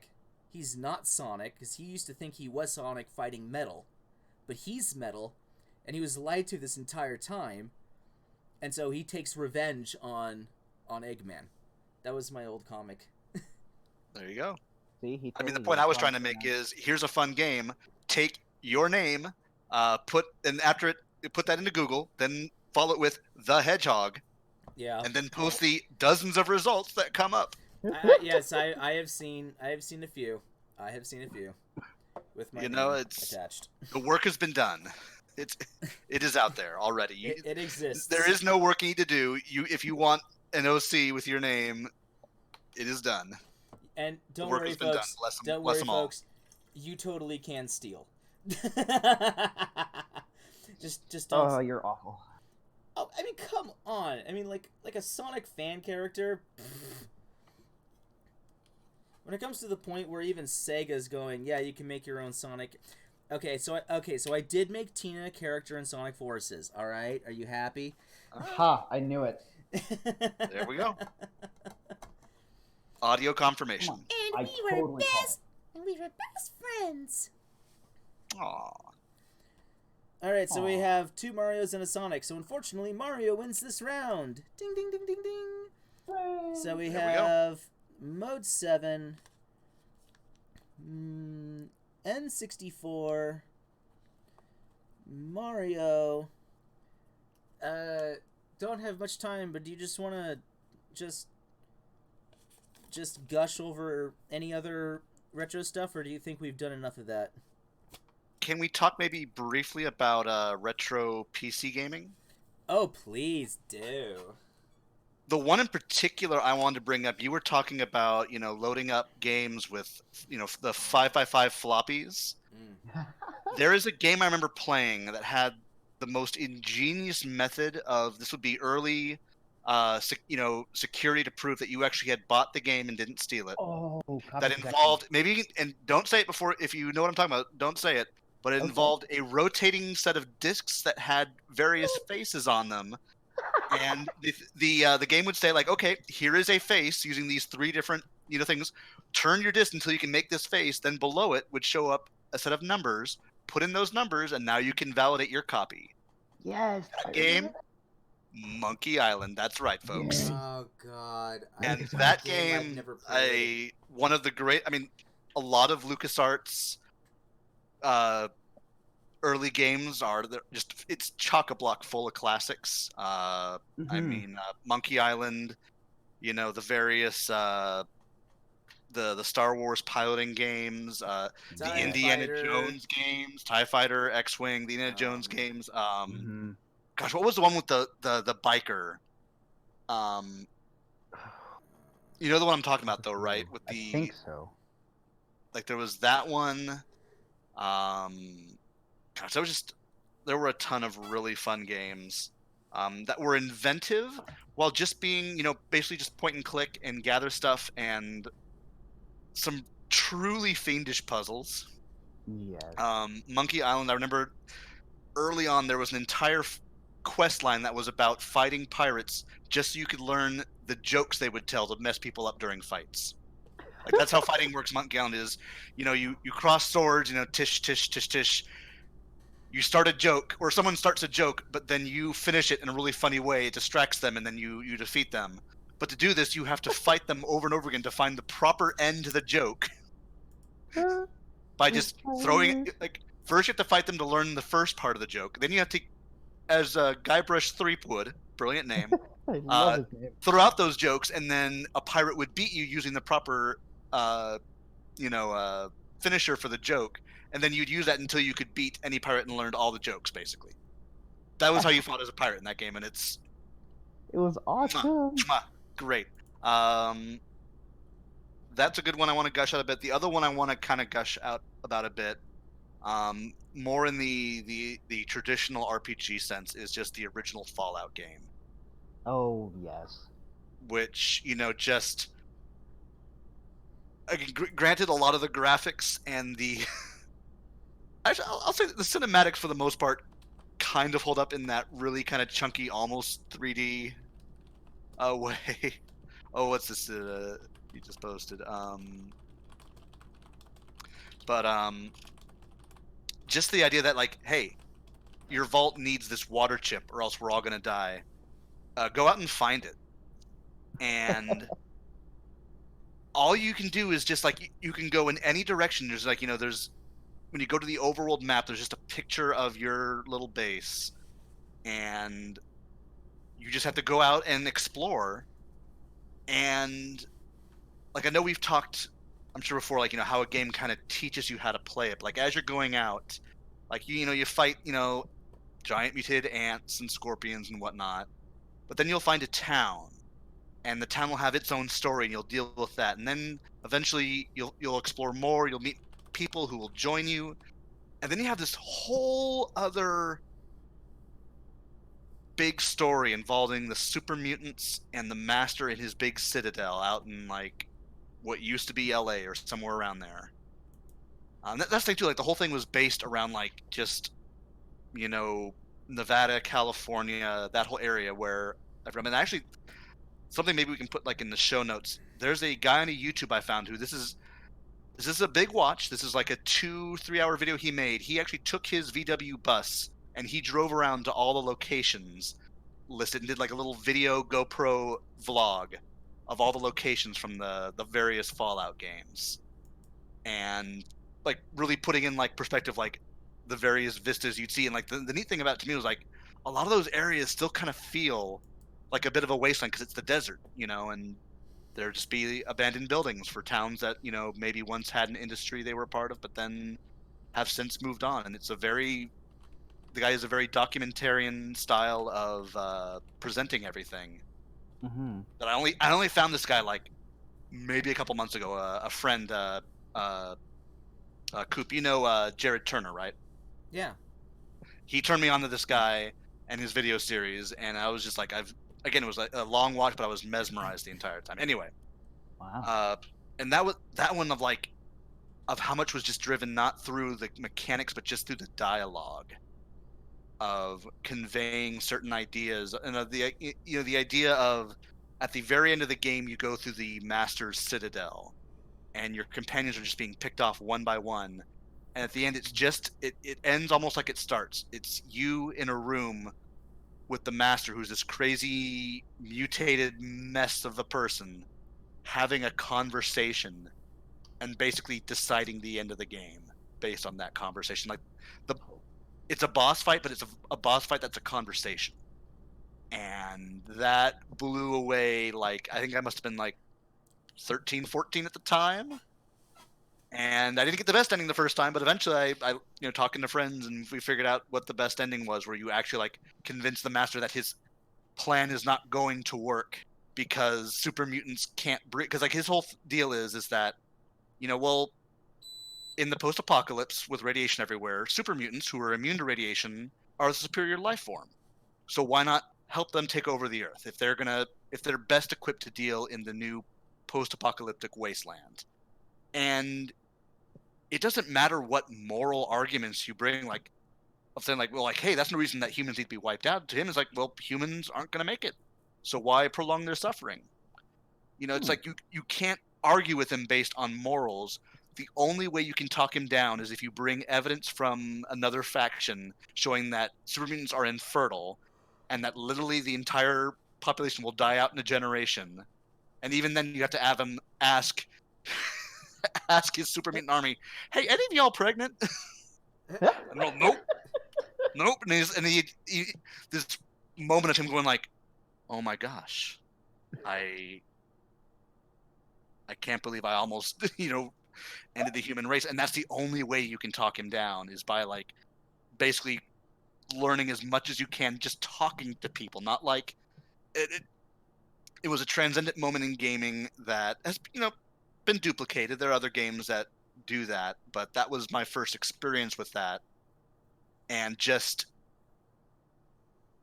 what an awesome moment of storytelling using just clicking dialogue options, and that's it. It's like the closest the medium has ever come to like tabletop role playing. Damn. Even though like that's a ways off for gaming, where we get to the point where an AI can actually like build a world in the same way a human being can. But this is the closest I've ever seen it get. Wow, even more so than original Mass Fallout. Effect. Oh, don't Mass Effect doesn't even come close. Wow. But I like Mass Effect. Well, we can, Oh, I do too. Don't get me wrong, I like it too. It's just he's giving a really. I think that was a really great story. I didn't know anything about that, and I think that's good to have that cataloged and recognized in history. Thank you for sharing. Thank you. Again, I'm not saying this is like, oh, this is the best, and any others that don't even come close. No, lots of games have different recommending factors and things that make them great. I was just wanting to gush about one that's, again, like Coop said, is maybe a little lesser well known. How about you, Sash? Yeah, I was gonna say one of my favorites. I've always been a TS fan. For classic PC, and as much as I love Age of Empires, my favorite Age of RTS. Empire? No, it's not. My favorite RTS has to be Dune 2000. Ooh, that's a good one. Yeah, it was developed by Intelligent Games and Westwood Studios, published by Virgin for PC. Yeah. And it came out in '98, and it was based off of one of my favorite novels, which was Dune. Yeah. It was the first RTS game or PC game even that had full motion video that I ever played. So like it would have that really terrible pixelated rendering of people who would show up and talk to the character between each mission. So they would literally like pop on your your command viewer, and they would speak to you to tell you about the next mission coming up, what you had to do, how much this you needed to collect, what you needed to watch out for, how active the worms were, stuff like that. Nice. Yeah. I absolutely loved the lore of Dune as well. So being able to actually take control of a spice collector, even from like a commander position, was amazing. That sounds like me with Breath of the Wild. I just gushed all over that game. Absolutely, yeah. But But it's not like you're retro. right. It's not Or PC. or PC. I know exactly. But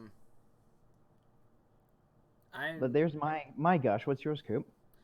Okay, so I'm gonna have a fun little gush here in terms of PC gaming, and it's gonna be in the LucasArts realm. There we go. I was gonna gush on Unreal Tournament 2000 or 2004, 2K4. Yes. Yeah. Man, just It's cool to play that. just constant just headshot, double kill, triple kill, multi-kill, godlike. Unstoppable. I got all of those within like 10 seconds. Freaking believable. It was amazing. I would LAN party with Hubbard. You know Hubbard. Yeah. Yeah. Hubbard Yep. and- Another friend. Yep. Hubbard and that crew, the old men's group. Yeah. Yeah, we did that. But the game I'm going to gush about right now actually is Dark Forces 2. Another excellent choice. Dark Forces 2. Okay, so Dark Forces was basically like the Star Wars version of Doom. Yes. and- That one I played. That one was a lot of fun, and I've played it over and over and over again, and I'll continue to play it over and over and over again. Dark Forces Again, 2, a classic. you know, well, basically that was okay. So for those of you who don't know, as much as we all enjoy Rogue One, that's not how originally the rebels got the plans for the Death Star. It was by Dash Rengar. And he is basically just a man for hire, kind of like Han Solo. And first mission is stealing the plans. And then after... Quick question. Are you talking about Dash Rendar or Kyle Katarn? Oh, I'm sorry. Yeah. You're right, Kyle. I was gonna say, wasn't it Kyle Katarn? I want to be sure. I was willing to admit that maybe I was No. drawn it to make sure. I was 100% wrong. You caught me there. I mean, there we go. here's the little secret. Everybody in the Star Wars universe had their hands on those plans at one point or another. I think Dash Rendar 2 probably. No, wait, I remember what it was. In Shadows of the Empire, he got the plans for the second one. Oh, Shadows of the Empire. That was a mission. Yes, that was. But that was. But Shadow- for Death Star 1, that was our boy Kyle. Yeah, Kyle Katarn. I was so offended that Kyle Katarn wasn't a main character or a character at all in Rogue One. Right. I was just, They had such, they had a huge opportunity to make that be an A-class film for me, and unfortunately, simply due to nostalgic purposes, they failed. Right. But not completely failed. I mean, it was still a good, fun film. And It's I enjoyed fine. it, blah, blah, blah, It is blah, blah, perfectly blah. fine. That we talked about that last time. But so then after stealing the Death Star plans and taking out a couple of bases and dealing with the Dark Trooper, Right. Phase 1, 2, and 3. The first two are droids. Mm-hmm. And then the third one's an actual suit. Yeah. So then, let's just actually talk about Dark Forces 2. Dark Forces 2 is interesting because now that he's on his own doing his own thing, he finds out that he's force sensitive. And this is the first time ever in a game where I got to play around with different force powers. And I could be light or dark. And they had 3 different endings, depending on how much light or dark you had. That's right. Yeah. Yeah. And of course, they did have the not pre-rendered, but the live action like cutscenes. Yep. I remember on those. the terrible green screens. With that's right, the bad guy Jarek. I remember those. Yeah.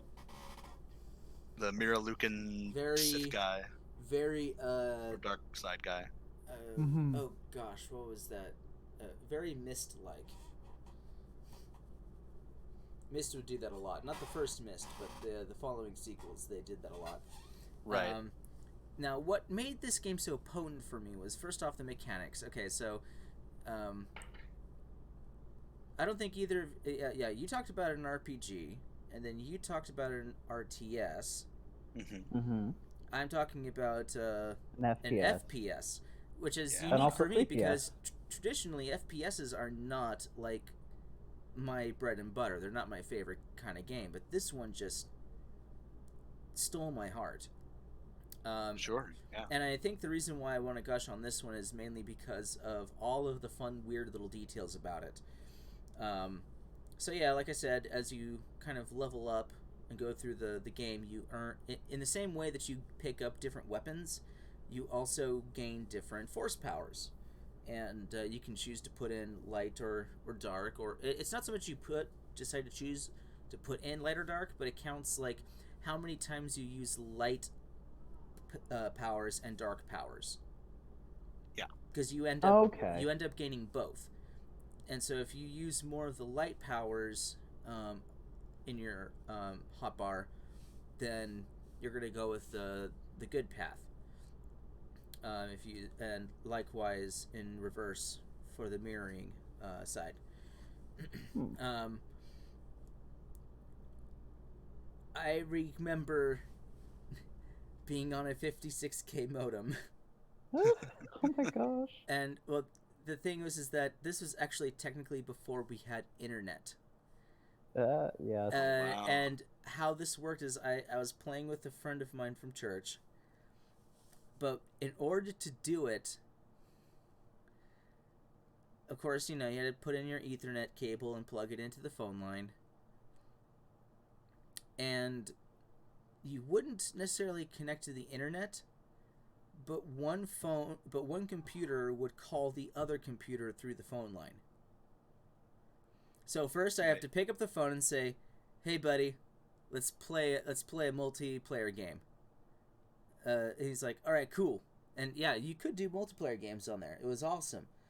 And you can Doom jump Deathmatch was into also great on servers. dial-up. And so then I'm like, "All right, well I have to get off the phone because I only have one line." And he goes, "Don't worry about it. We've got two here." I'm like, "Cool." So turn on the game, choose a player, and I had to, type in the phone number, and we had to wait for the. Oh yeah. Oh yeah. The fax machine noise. Yes, and Spreonk. and wait until we could connect, and then okay, now I'm in this. Now I can select different servers. So we would sometimes select a public or private server, and yeah, just being able to play what's effectively a first-person version of Force Unleashed. Yeah. Back in the 90s, over the internet for the first time, that was mind-blowing. It was so much fun. I still have a copy of Jedi Academy, which is like a sequel further down the line of that. I still have a copy of that I will bring out every so often because it's same mechanics basically, just like they made a couple refinements here and there as they went. But yeah, that was the third. That was the third in the series, wasn't it? Yeah, that's one where you play. That's one where Kyle is actually your teacher, and you're playing Jaden Core, one of a couple different various either human or alien pre-builds they made. And right. And then you had that like, really like brat yeah, Padawan. it was like right around the time that the prequels came out, so like you could pick one guy who looked like that one guy on the Jedi Council had like a big, crazy face mask. You could be a Twi'lek, or you could be a Darth Maul without the tattoos, or a Zabrak. Rodian, or a human if you want. And I still bring love that how one you put out. human last. Well, I mean, if we're gonna What was- pick, I mean, Wait, what was the you want name to do of the the? fun aliens? What was the name of the force species that they were? They looked very human-like, but they were blind because they were born without eyes. Oh, The yes. Miraluka. The Maraluka. Yeah, that's it. yes. That's Jarek, the villain from Dark Forces 2. He was a Miraluka. Yeah, Mhm. I And made those became big in the KOTOR games. We were playing a Star Wars D&D like campaign.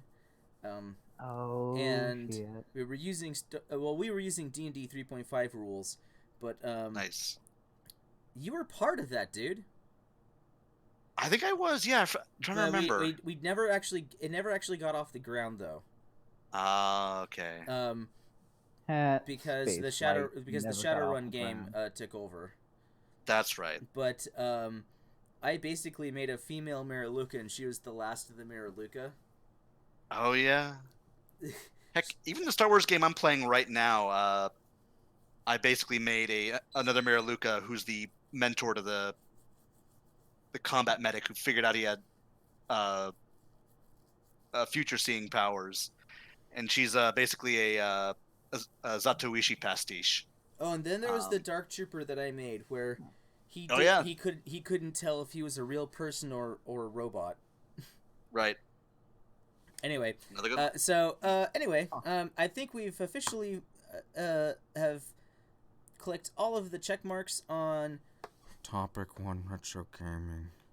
So we've had our gush. We've decided N64 is probably one of the best retro systems ever made. We decided Mode 7 over Blast Processing. And we decided Mario over Sonic, and we gushed about our favorite retro PC games. Fantastic. Wonderful. Well, I think a lot of it has been said, even in terms of game design, but we're going to move over to Topic 2, voice acting. Yeah. So we are gonna have to make this quick because I mean, like I said, 2 hours, but we might run a little bit longer. Sure. So we can get all of this down. The last one was 2 hours and 40 minutes. So, We go. And Where are we at hey, now? hey, we already had some likes, and we got Good. more views after it was finished and people could watch it. So There you go. People like VODs. yeah. All right, so voice acting. Hey guys, why don't we just do some of our so we have 4 little marks here. Do some voices. We're gonna discuss how to voice. 3 favorite voice actors, and then also some notable names, and then we'll move on. Sure. Hey, why don't we just do some of our some of our favorite voices to do in terms of voice acting? I mean, like, none of us are professional voice actors, but I'm sure we all like to try to have. Come on, Dash. There are certain voices that I hear you do that are just so iconic to you that I know for a fact that I would definitely cast you for them. Oh, thank you. I mean, a lot of that is just, again, listening to other voice actors and trying to parrot it as best I can. That's basically what you do, though. So if I were Yeah. to say, like, how to voice. Okay. It's the same thing as you do any sort of other art. I ran into this kid, and he was like, asking, like, how do I learn to draw? And I'm like, I don't know, just draw. Practice over and over again, and take your favorite styles and some of your favorite artists and copy them. Like, literally just copy them. Yeah. And then do it over and over again until you get it right. And he's like, "Oh, what? I'm not going to do that. That's plagiarism. That's stealing." Right. And I'm like, and I'm just like putting my hand over my head going, "It's only plagiarism if you sell it." I mean, a a lot of the greats did the same thing. Okay, how you learn. every art school, whether it be music or throughout the last several hundred years, whether it be music or painting or whatever, you have the master. You have, like, Chopin, his etudes, those are all designed to teach you how to play the piano. Right. So Mhm. then you have his students first off practicing and playing it, and how do you get to learn how to play a song? By copying the song. Mm-hmm. and then you end up getting later people who go in and they're writing down the notes, copying and writing down the notes over and over again. I mean, it's like the Bible. People just writing it over and over again. The scribes over and over and over and over and over and over again before they actually got to a printing press. Absolutely. And same thing with painting. So many of the paintings that are out there that are claimed to be by, like, say, Michelangelo or Da Vinci or Yes. and many of the greats, especially from the Romantic era, that was the big business. So they would have students. That's how they made their money, not from their original paintings, but from their students. The students Right. would be paying them so that they could practice painting the master's pictures. And then, as a studio, the master would resell them. There you go. And it's like, There all you right, go. now you know how to paint. Go out and do you. And while all the while, I'm gonna collect the benefits. And so a lot of nowadays, when it comes to especially painting, is trying to decide, was this an original, or was this one of the students? Yes. So, quite frankly, folks, there's a lot of times in this show where we're probably going to be doing a lot of like Team 4-star voices and other anime voices, and maybe some even Batman animated series voices. We're just doing our favorite kind of voices because impressions work, and honestly, impressions sell. To be honest, Sure. you can make money off of impressions because the original artist, the original voice actor, may be sick, or they may be not wanting to do that voice. So it's like, okay, We're just well, unavailable for whatever reason. Unavailable for whatever reason. So it's like, okay, well, let's see who we can do to do impressions. Yes, always. So, Understudy. so yeah, definitely just take a voice and keep practicing it Over and over and over again until you finally get it down. The world needs a hero, and you are that hero.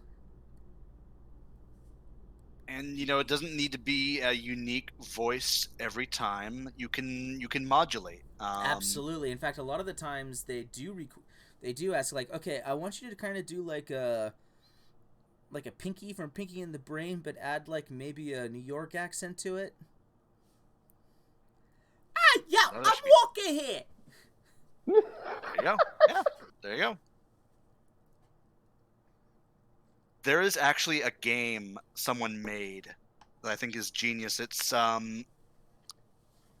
it actually was on sale for a while. Now I think it's just available on their website. It's called NPC, Noisy Person Cards. Oh no. And the way it's your kind of your apples to apples kind of format, but what it is there'll be a card that gets pulled from the character deck, and it'll be something like kobold or wizard or fighter or something, or goblin or Etten, something like that, and all the players in their hands will have different modifiers to put on that, like say a sexy kobold, or a Wimpy wizard. an eternal or ancient kobold.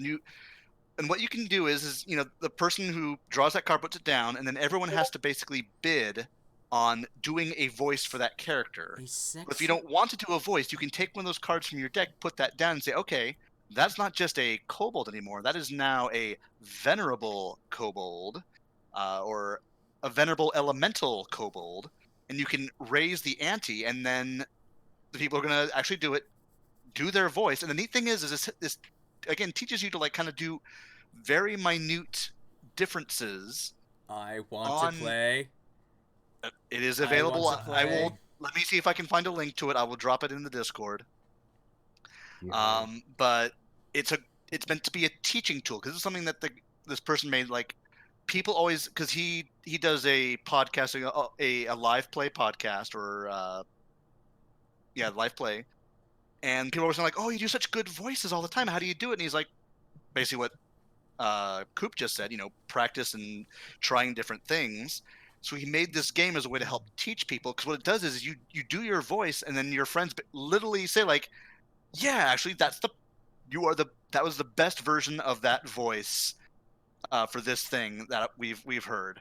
So you get feedback as you're doing it, and it helps you kind of try different things and practice. And again, let me A sexy cobalt. noisy Yes. person cards. Let me sneak up to you and give you my love. Let's see. I have no idea why I just did that. Because it was awesomely funny. It sounded less like a kobold and more like a goblin.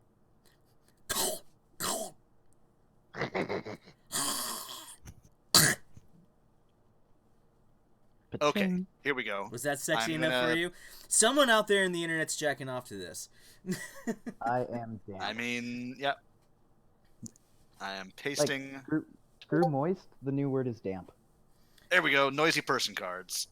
Thank It's you. a party game designed to help people develop new character voices for role-playing games. If you're looking to take your role-playing to the next level, have a passing look. Sexy wizard.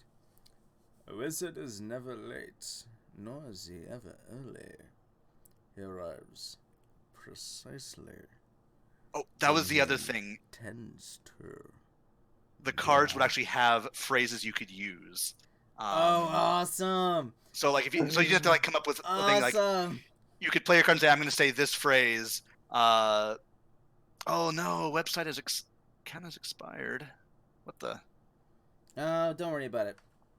It's okay. Oh, Well, anyway, we know what the game is called. We know where to find it, and that's awesome. Cool. Yep. And so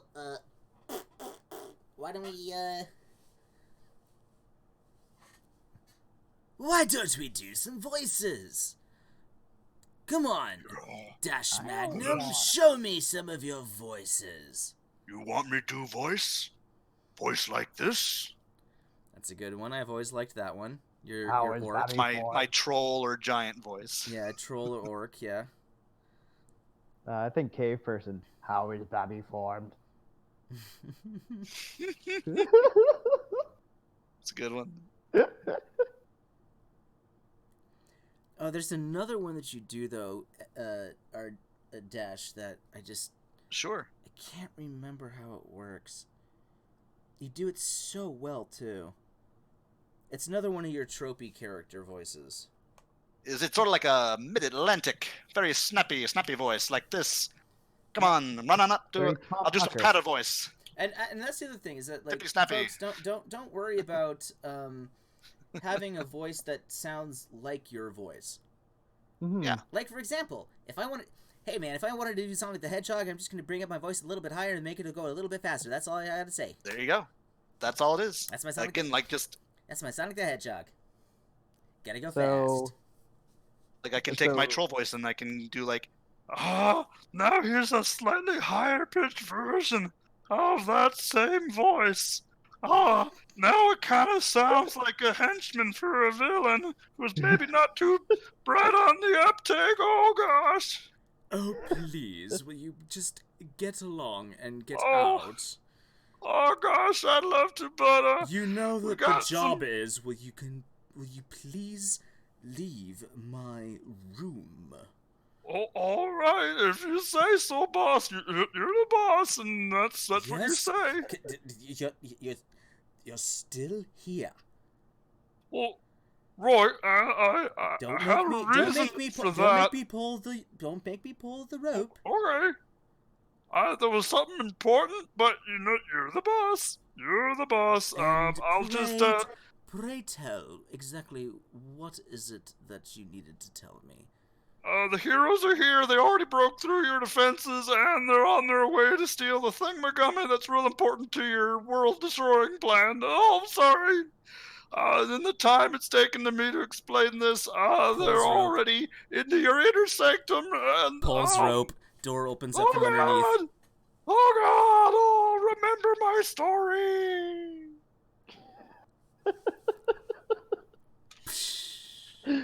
Bravo.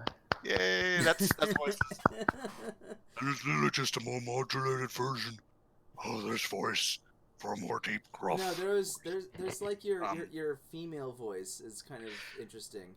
Now my female voice, it depends. I mean, usually what I do for my if I'm doing like a seductive femme fatale voice, I'm just speaking a little more slowly, a little bit higher in my register, and doing a bit more of a dramatic voice. You understand? Kind of Nothing special, nothing fancy, sir. Kind of saucy. Kind of saucy, and it's, it doesn't have to be.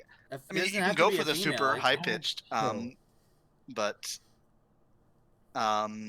sometimes it can be just that simple, like just a slight affectation to the way you're speaking. I'm not going for super high pitched, though. That's something you can do if you like. Again, Practice. Koopsta is very, very adept at doing a number of voices of various pitches. It's marvelous to behold. Oh, honey, That's- you don't even know. The I jokes, offer Exhibit A. the jokester and I. Oh my God, we're always having a good time. There you go. There you I go. can't in good conscience compare you Tara Strong. I mean, there's just Speaking no... of good voice actors and actresses, Tara Strong, amazing. She is definitely one of my... But if I could compare you to anyone, I would likely compare you to Brock Baker. Oh yeah, Brock Baker. You don't know Brock Baker? Hold I know on. that guy. Hold on. Yeah. Hold on. Hold on. Hold on. YouTube hold on. it. I probably do, but the name's escaping me. He did a lot of things with Jack's films. Yeah. Oh yeah. Ah, there we go. Brock Baker, everybody. Amazing. Your mama's fan. so fat. The legend.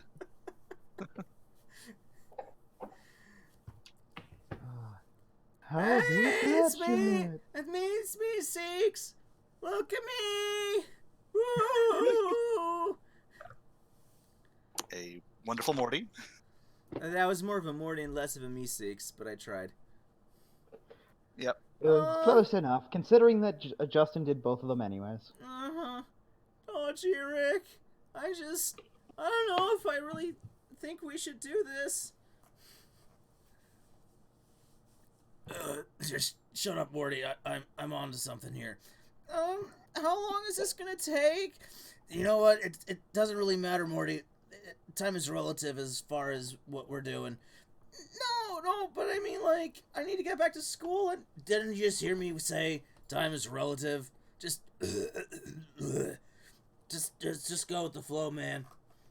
Oh, Summer, you dumb bitch!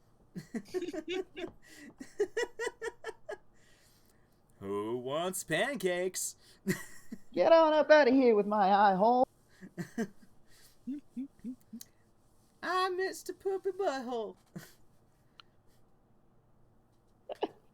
That sounded more like Steely. Yeah.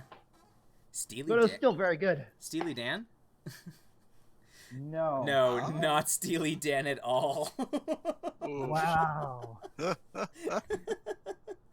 Wow. I think there was okay, so we did get to hear some voices out of Sash here. What else? Yeah. What else can you do? I don't know, but I don't like kids on my lawn. You're gonna run on. You damn whippersnappers, get off of my lawn. You could come over to my lawn. I wouldn't Oh my mind god, it. no. Got some popsicles down in the basement. You like popsicles? Oh.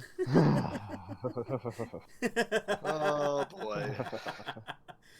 Whole other can of worms. No, go away. You're disgusting. You're stupid, and I hate you. Ringo. Hey guys, I wrote a song. Oh, Oh, good. great! We're gonna put it right here on the fridge. So everyone could see. Good job. Attaboy, Ringo. Yay! I helped. What's the older son's name again? In I have Family no Guy? clue. Oh, yes. What was it? Chris? Chris. Chris, where'd you go? I don't know. That Yeah. sounds almost like that almost sounds like Spider-Man from Batman Spider-Man. Spider-Man? You've never seen Batman Spider-Man? I've never seen Batman Spider-Man. No, not Batman. Batman. B-A-M-A-N. Batman Spider-Man? Yeah, it's the like the really kind of cheap looking drawing. It's an old Mondo series. Yeah. No, I've never. picture No, this. I've never even heard of this. Google it. It's Hold on, I'm posting it in our Yep. in our green room here. There we go. I don't understand. I don't get it. I don't like it. No, shut the fuck. Mom! Mom!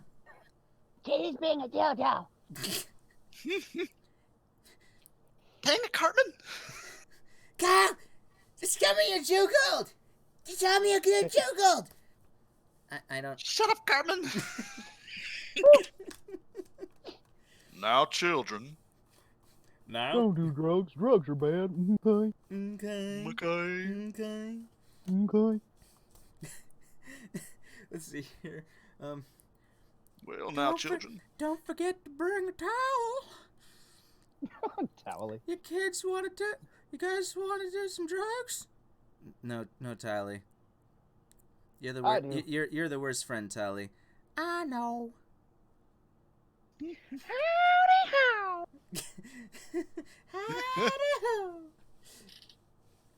Frig.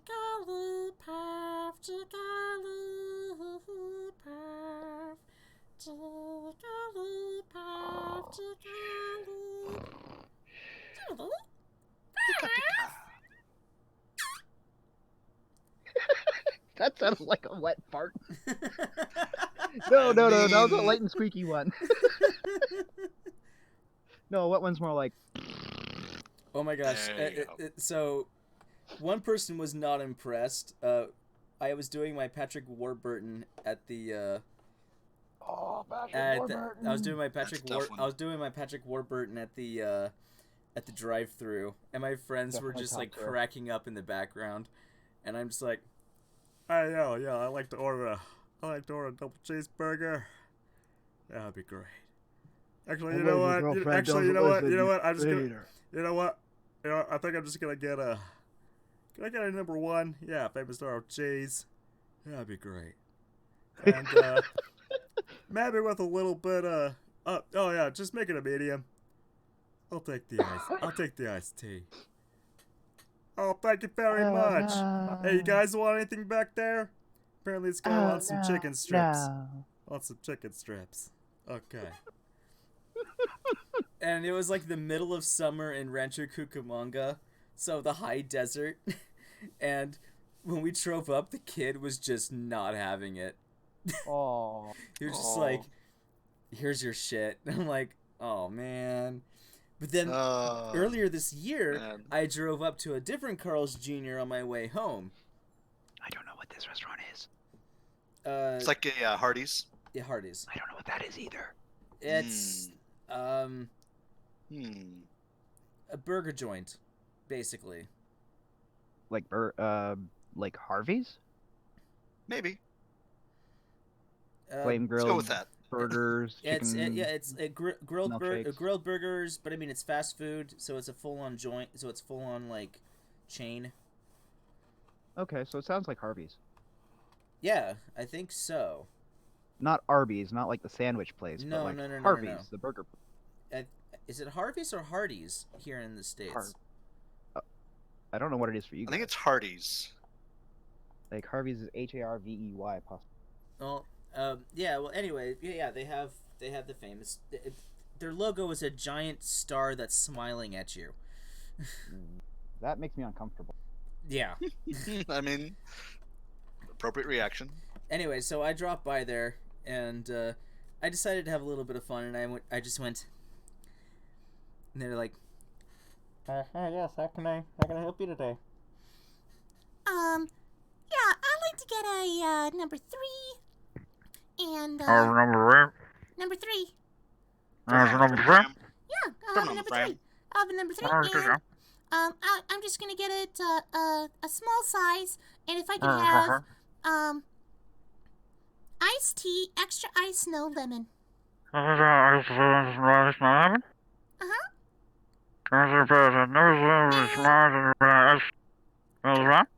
I'm sorry, I don't understand. I really can't hear you. And then... Okay, so basically I'll just add maybe some jalapeno poppers. Okay, thanks. and they literally On the respond. fram. They literally Please go forward. they literally responded with, "All right, ma'am, have a nice day." And I drive up to the window, and the guy comes in and here's it's like, "All right, now if I can have your," and I just look at him with this smile, and I have like a slight beard on, and I'm just like, Hi. "What's up, dude?" And then I immediately just go, "Yo, what's up, dude?" And he goes, "You fucker!" I was looking for a number. He totally. Hold on, let me get you a receipt. I totally wrote my number on. Fuck. He was just like, "Oh my god, you fucker!" Oh my gosh, that reminds me kind of two friends play. See you later, fucker.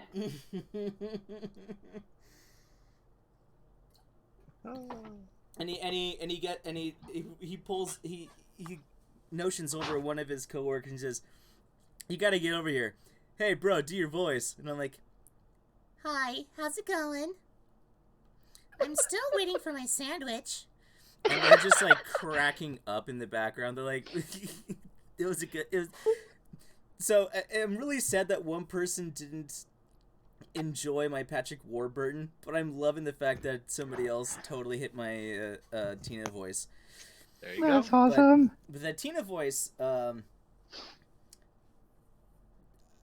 actually discovered by accident while I was doing a Let's Play of Cave Story. Oh. Yeah, and Oh, I saw that. I didn't know and I that was was the doing- first time. that was the first time when I was doing the voice, and that's when it's like, He killed my brother. He killed my brother.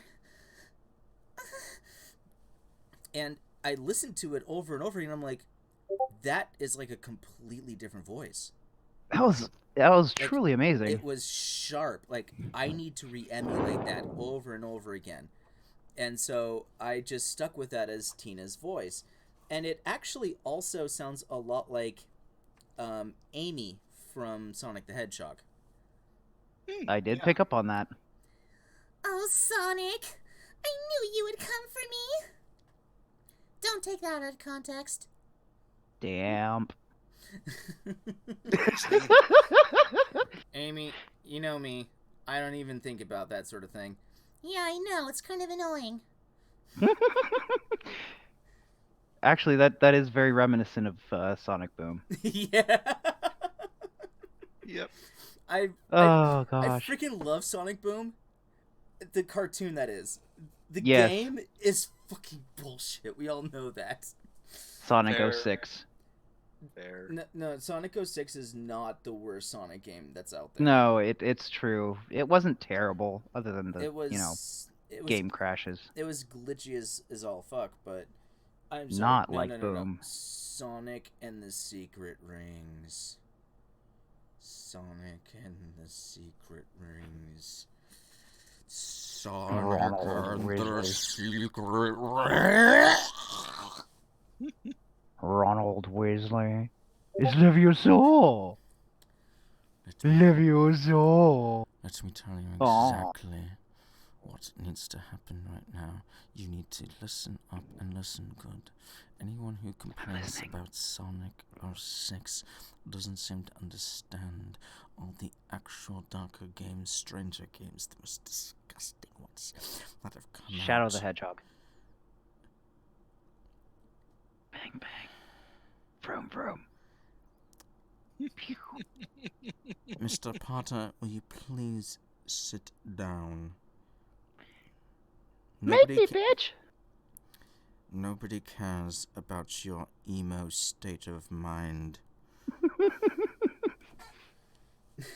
But so, I've always naturally been tenor, and I've always practiced doing the higher voice, doing the higher voice, doing the higher voice.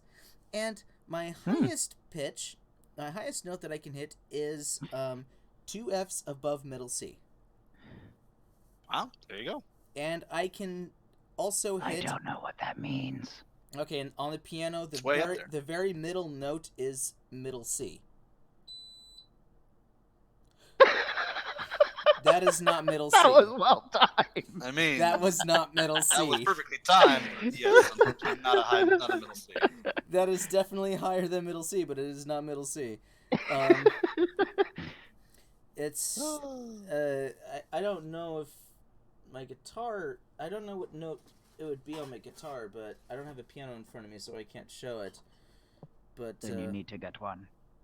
Oh, quiet you. No. That's not why you have me here, is to be quiet. That's true. That's true. But, so, some of the things that you want to consider when doing voices, to be able to properly do certain voices, since you said, like, how to do the Tina voice. You requested that earlier. Some of the things that I do, the tongue is a... Do not take this out of context. You know I'm going to. A very unique thing, and, it can widen, it can thin, it can flatten, it can round, roll, sure, round, and then you very also Scottish. have, and then you have different muscles. That's very Scottish of you. Don't even get me started. So there's also various muscles in the esophagus that you can squeeze and work on. So I am getting really... You're getting what now? What are you getting? Damp. Moist. I believe the term is dank. No, that was me earlier. For example, if I wanted to do this... Yeah. It's not that hard to do the Stitch voice, actually. There we go. Ohana means family. Wow, Family means no one gets left behind. Wow, sorry, excuse me. That actually caused me to gag a little. Because you were squeezing your esophagus too much? Folks, insert your own, that's what she said, right here. Whenever you're ready. This is the time for it. Your time is now. I walked right into it. Guess I'm going to have to swallow my pride. Good night, everybody. Oh, frig. But yeah, there's like you can squeeze like upper notes, upper muscles in your voice to get this kind of a, or in your throat to get this kind of a voice. And when it comes to, I can't really explain how I do Tina's. It's just so weirdly natural. Light and airy. It is light and airy. A little airy, yeah. Not too bad. Thankfully not hairy. You haven't seen me yet, hon. Oh God. We are now officially breaching territory of cringe. We have now reached. What was the rating on the show again? We have now reached cringe. No, we have. It doesn't matter the rating of the show. This is now officially cringe. Gonna cut to Neil deGrasse Tyson. We've entered levels of cringe that shouldn't be possible. I simply wanted to just cut over to Relaxo Vision.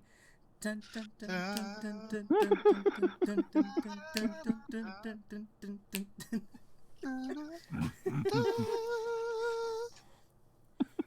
No! Do you want to see something strange and mystical? No! Go away! We're having a good time here! Leave the badgers alone, will you? Beavers. Beavers alone, You will want ya? to see a magic Sheesh! Jeepers Beepers, that's right. trick? Hey, Coop. What? Do you want to see a magic trick? No. No!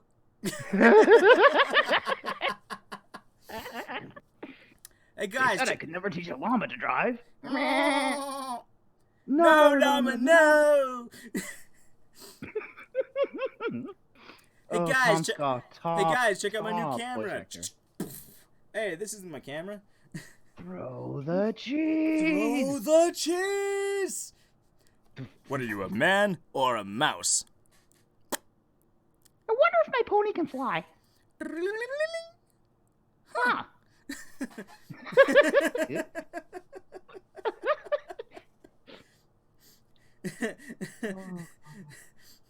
Tom, where's my banana? Laugh track. I'm pretty sure it fell in the hole. What hole? Oh my god! What is that? It's a hole. It's a hole. It's a hole. I know, but where did it come from? The hole. The hole. The hole. The orb. Yeah, for the orb. What am I swallowing? Baby orbs. Baby orbs. This is This is fine. This is fine. I I love how he. Now see, these are like great little things, and this is a great point that you bring up with Tom Scott. Is his subtle hints at specific humor, is his reactionary tones, because his character in specifically the orb is just. Yeah. Why have legs He is when you cannot? He's so scared. You can. Why have legs when you cannot? No, I love orb. I love orb.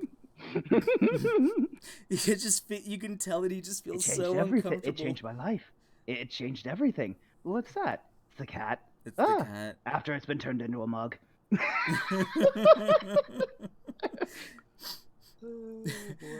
Yeah, and he just goes, "This is fine." Just that little quiver. This is fine.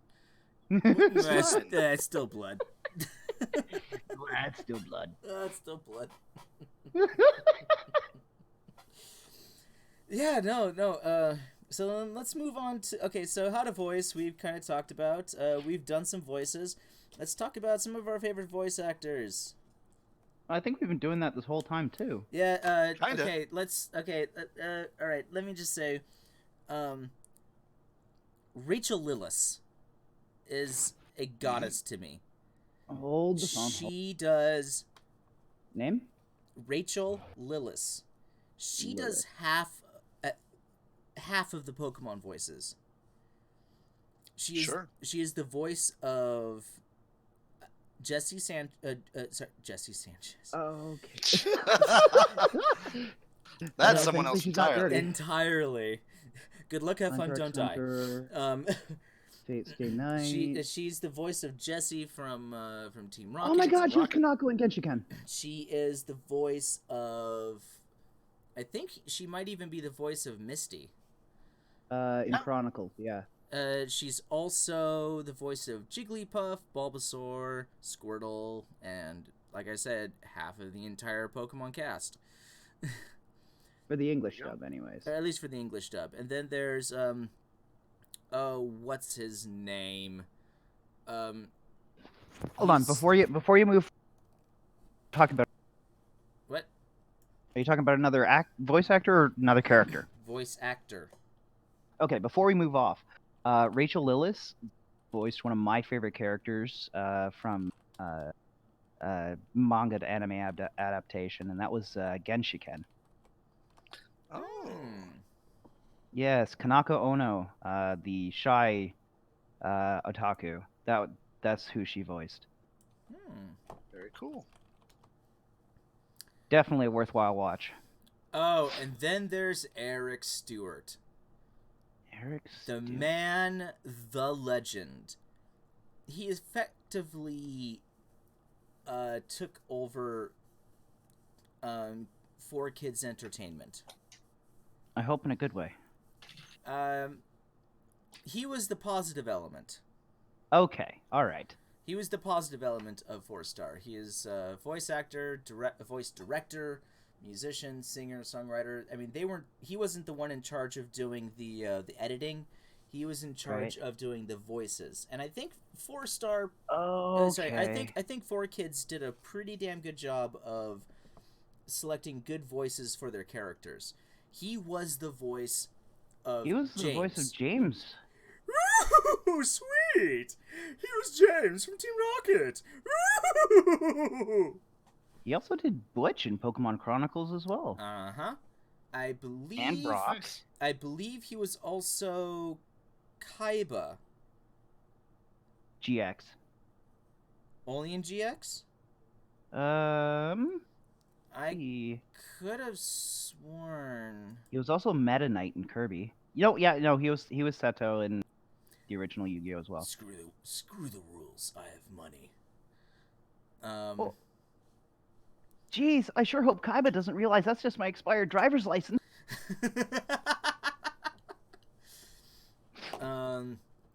Oh yeah, he was Gowry from Slayers. Oh, yeah. Yes. Yes. Gee, Lena, I don't know what to do. He was also Brock from Pokemon. I've turned my frying pan Dexter. into a drawing pan. Oh my god, no. Donut, go! Donut! Oh my Yeah, god, I Slayers- can't believe they thought that North American kids were too stupid to realize that wasn't a donut. Yeah, pretty much. He also did Wheezing, Squirtle, Snorlax. Oh, he was the one. Butch, He was the Pineco. one that did Squirtle. I thought that was Yeah. Rachel. Oh, okay. Man, No, he he has did May and Ash's Squirtle. he has such a range. Mm-hmm. He's extremely talented. He was one of my first major inspirations. If I ever got the chance to meet him, I would probably squee and cream my pants. He was also the really nerdy scientist who was kind of half a Pokemon Pierre. Oh yeah. Oh yeah. Yeah, he did that. He also did the voice of Dexter, the Pokedex. I have personally met, not to change actors, but No, I of mean, course. we need to move on. Mhm. I have met in person, awesome voice actor. Mm-hmm. This voice actor is. No, hold on a second. What was his name? Is it awesome? Is it awesome voice actor? Yeah, from How It Should Have Ended. Oh, okay. Oh, Uh, she. What's his name? What's his name?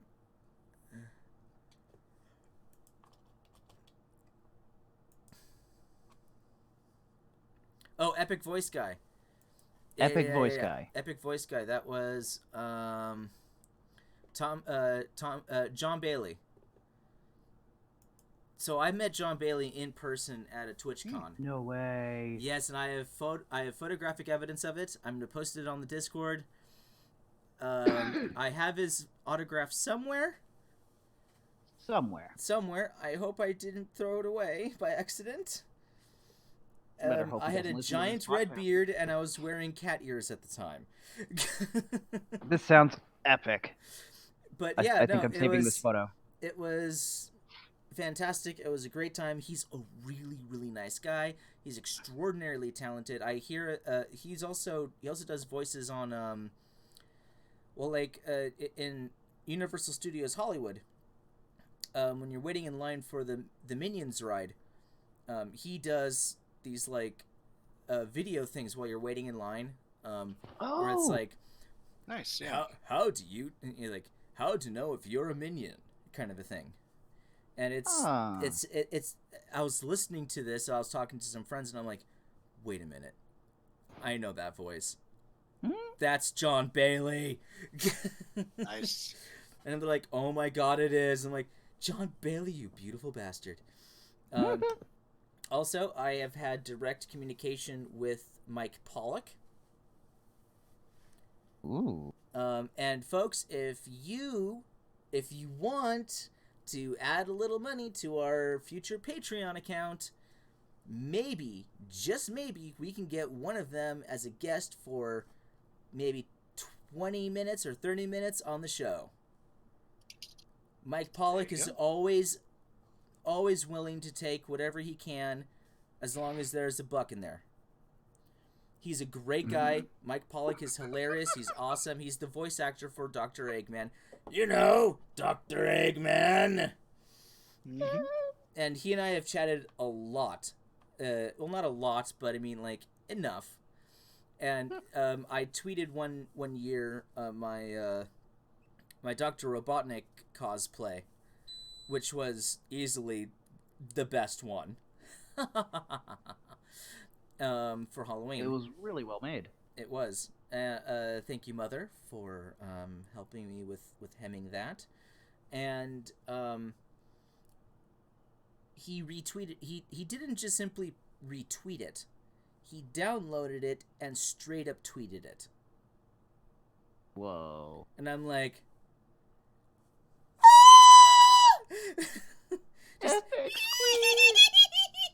totally fanboyed out my ass, just like,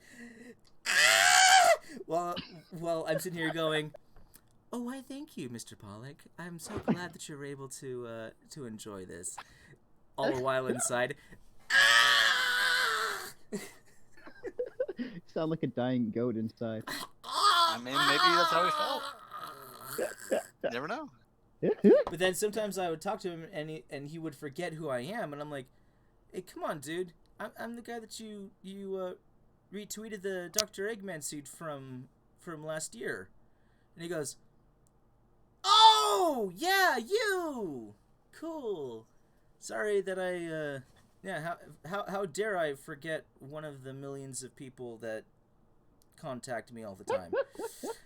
He has very, very strict rules, but damn, folks, if we can get him on the show, I'm willing to put forth the money. So there you go. Just help bring funds so that we can get special guests like that. Tom Bailey is a really sweet guy, but he is extraordinarily busy. I'd imagine that kind of job, you got to keep the work going. Yeah, exactly. So I'm gonna what I want to do is try to take the Mike Pollock approach to getting into voice acting by maybe trying to pull off some try to see if I can get into radio first. There you go. Because that's how he got himself started, and he's got a lot of radio experience. His portfolio is wide and huge. It was funny because I had mentioned to him, I said, hey, no offense, but since I really can't see you physically being Eggman in the new Sonic the Hedgehog movie, my choice would be actually Alfred Molina. This was before that they announced that Jim Carrey was doing it, which I think Jim Carrey is a fine choice. But like, can you not feel it? Like, because he's been bald before, he's played like a gangster or like a mobster, and can you just see him in that orb, floating thing going?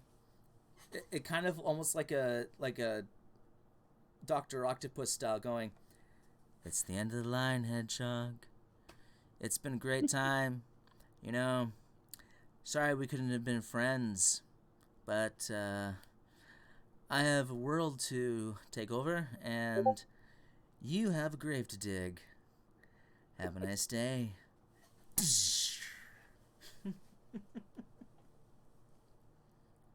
There you go.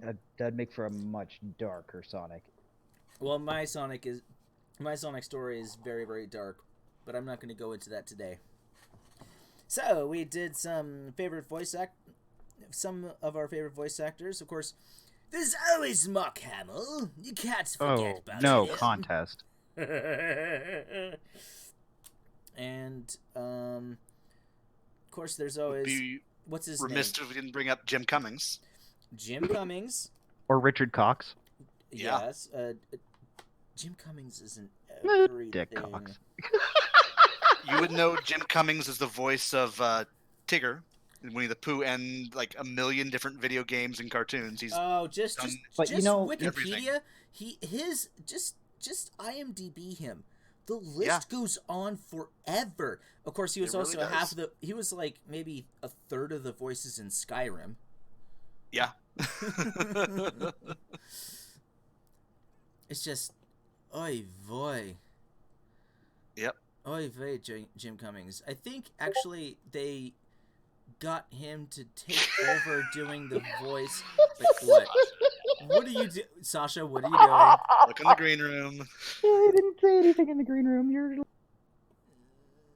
Wait, what? The green room? I'm scared. What's going on? Well, For You'll late, see. for Look or late not, game, yeah. for late game to have part in the future sometimes Cummings always is after Cox. You are awful. You are awful. I pulled no punches. Tell it like it is. Mm-hmm. Hold on.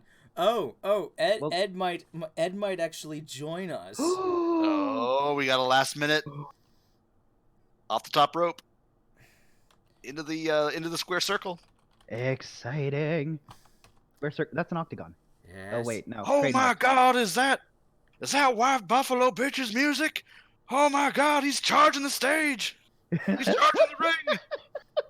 Does he My have? God. Does he have a theme song? Do any He of us have has one? he has a lot of music. He wrote Yeah, the, No, that's a his thing. theme. A theme for himself. a theme for himself. Yeah. I would just want to say it's just the Halo theme song. No. He's done some stuff. Oh, I wanted to bring up oh gosh, what's his name? You talking about Steve Bloom? No. Talking about Nolan North? Dan Nolan North. Castellaneta. Yeah, that guy. Hey, The Mario. voice of Homer Simpson and the highest paid voice actor of all time.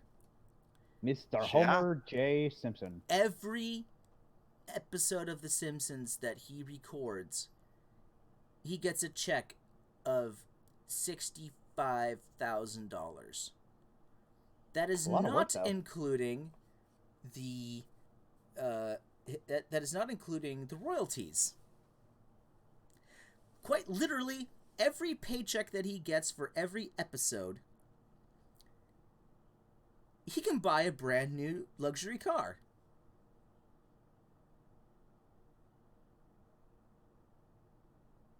There you go. And I'm gonna- I don't know so if you what? can- So I ask you, what's in your wallet? I mean, not that much, but if we're gonna bring up Dan, we should also bring up Nancy Cartwright, who voices a bunch of others on The Simpsons too. Yep. And then I'll bring it back around to our last topic, Charles Martinet.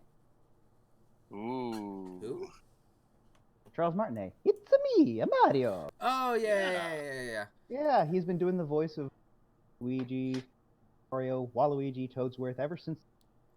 I think it was Mario typing. I believe that was the first one. Yeah, I think that was the first one. Yeah, Mario teaches typing from. Mm-hmm. There you go. I remember that game. Did you know that in '93, in Police Quest open season, he did voice of a prostitute?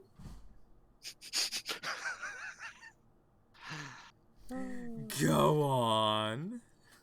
Okay, Dan Avidan. Proceed. Dan Dan, we have a proposition for you. On the outside, I was like, go on. But in the inside, I'm like, oh my gosh. All right. Yeah. So in Police Quest, Oh, do tell. it's just like, it's like think Grand Theft Auto's, optional items or pedestrians. Yeah, let's go with as simple as that. But he did the voice of it. Oh, okay. Oh, also, lest we forget Dan Green. Dan Green. Yeah. Thankfully, you didn't say Tom. Tom Green?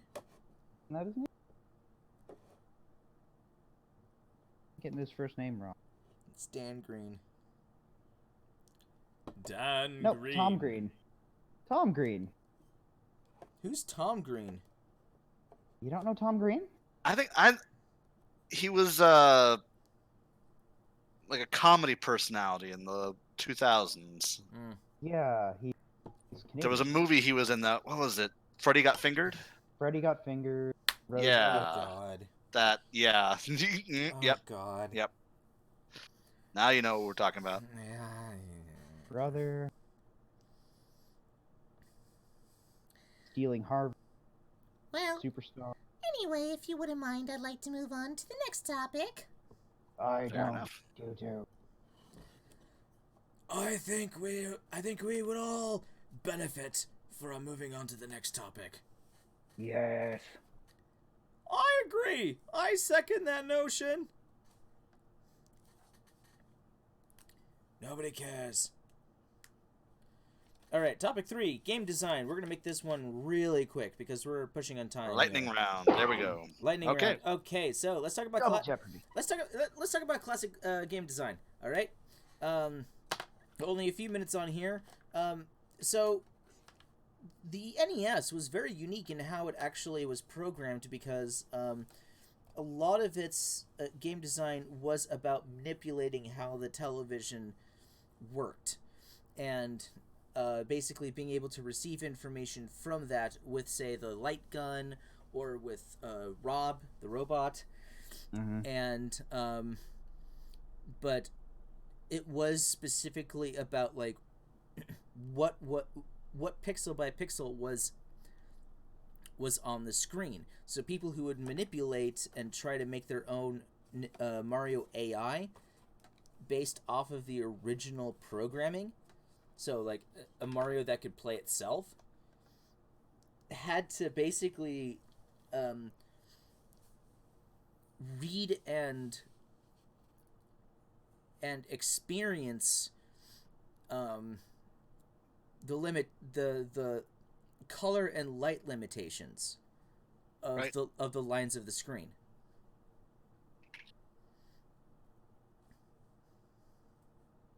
From what I understand. Correct me if I'm wrong, Sash. I don't. Nope. Well, I mean, the NES was all programmed in assembly. Yeah. Which is definitely different, but also somewhat basic. Which similar to basic. Oh, okay. Yeah, similar to basic. I mean, obviously different, like coding, but it is very similar with how, excuse the pun, basic coding is. It just takes I'm going to scratch off Sonic versus Mario since we've kind of already discussed the level design of both Sonic and Mario games. Yeah. Oh, yeah. I'll make one last comment on it. Okay. Obviously, Mario over Sonic, because anyone, almost anyone can name Mario's voice actor. You keep. Sorry. You keep cutting out. I am sorry about that. Is this any better? Sorry. I am very sorry. Sorry. Saying that Mario comes out over Sonic for the fact that almost anyone can easily name Mario's voice actor. That has remained a constant. Where, what is there, like a top 4 Sonic voice actors? Something like that. One of them being Jaleel White. Hey, good work if you can get it. Oh. He loved that role, and he says that if he ever gets the opportunity again, he will take it on a dime. As well he should. He's good. All right, perfect. Let's get started on that Sonic Underground remake. Shut No, the fuck did up. I do that, Mr. Eggman? Shut the fuck up and get out.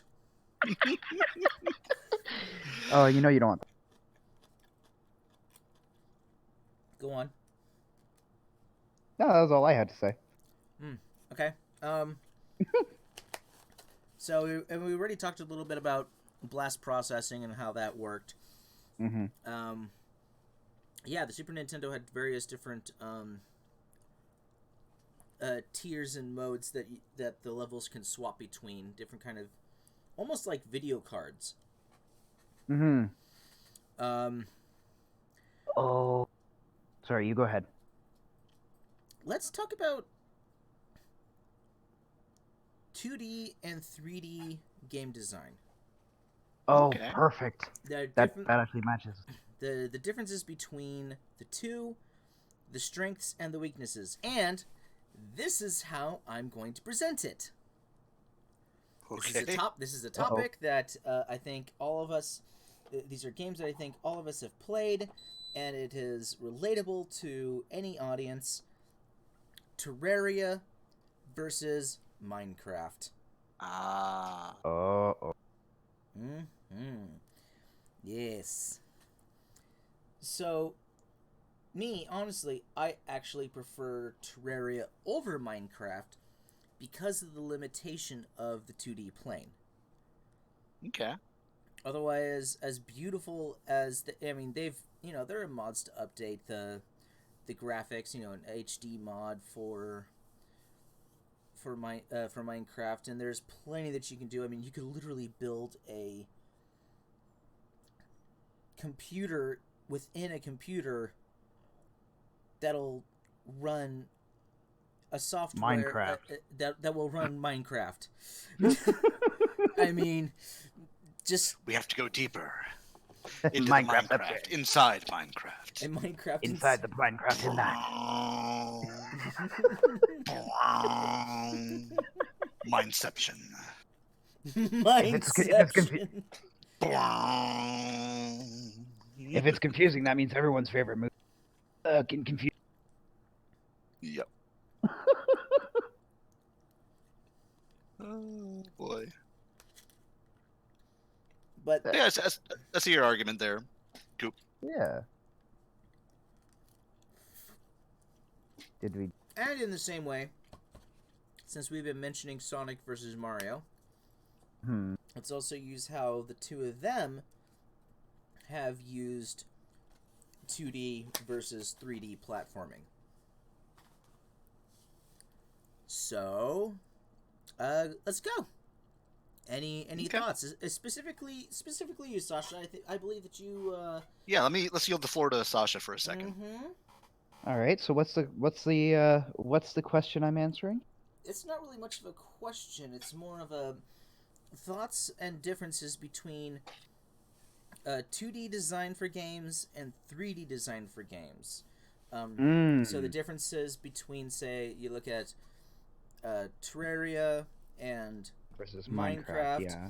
then you have how Sonic and Mario have both played in the 2D and 3D realms, and how do they make that difference? And how does level and game design work in that sense? I know it's a really, really vague question. This is the most difficult question. That is a very vague question. It's a vague and a broad question too. Yeah. It's just really, I really just want to hear you kind of like just brainstorm over it. Sure. So, I've had a little experience modeling and doing simple design in both 2D and 3D. Not so much game design in 3D, but I remember when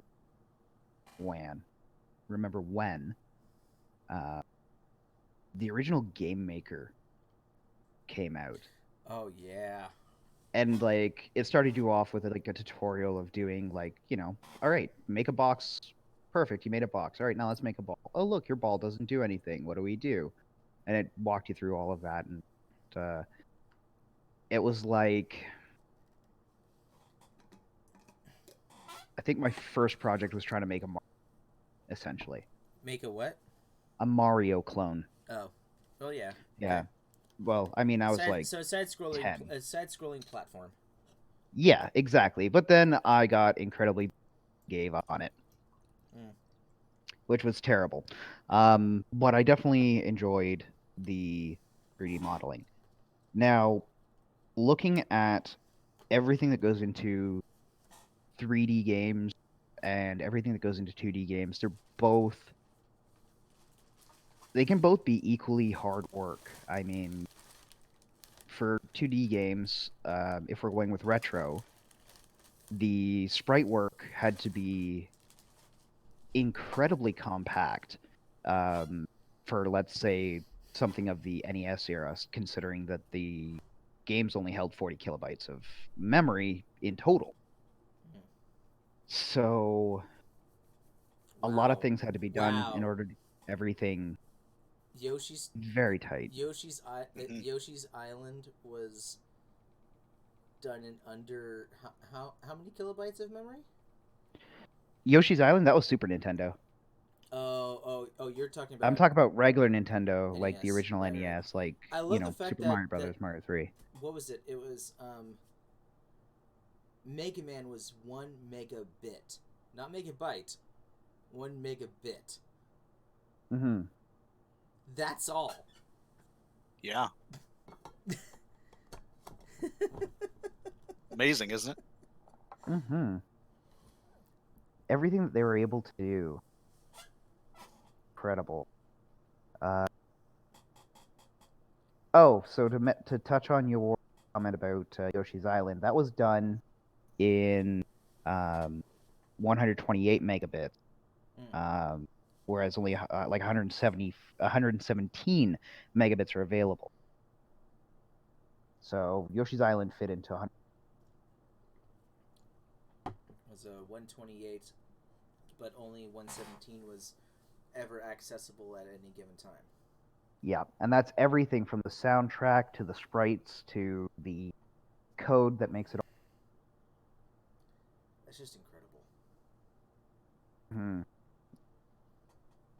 Actually, there's a team, hashtag not sponsored, that made a really cool regular Nintendo game recently.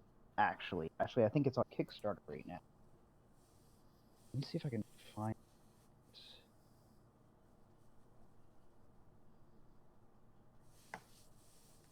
it. It was called Micro Mages.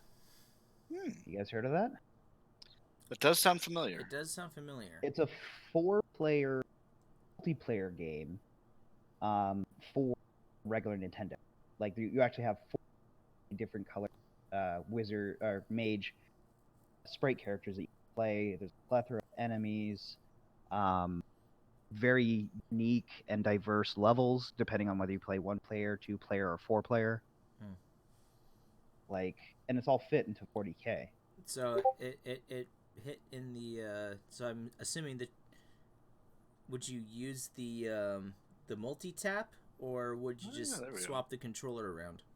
No, it's 4 on screen at once. So it would be the multi-tap. Yes, which I actually had one of those at one. Yeah, I used that for Secret of Mana. My siblings and I played Secret of Mana together. It was great. Ooh. Yeah. Be all 3 of the characters, yeah. Yep. That was a strong bonding moment for us as kids. Absolutely. One of my favorites, not retro, but Tales of Symphonia, GameCube. Yeah. And I also have it on Steam. Boom. There you go. Tales of Symphonia. Damn. I'm just... You are speaking my language, hon. I like few things. That's a good one. I put my pants on.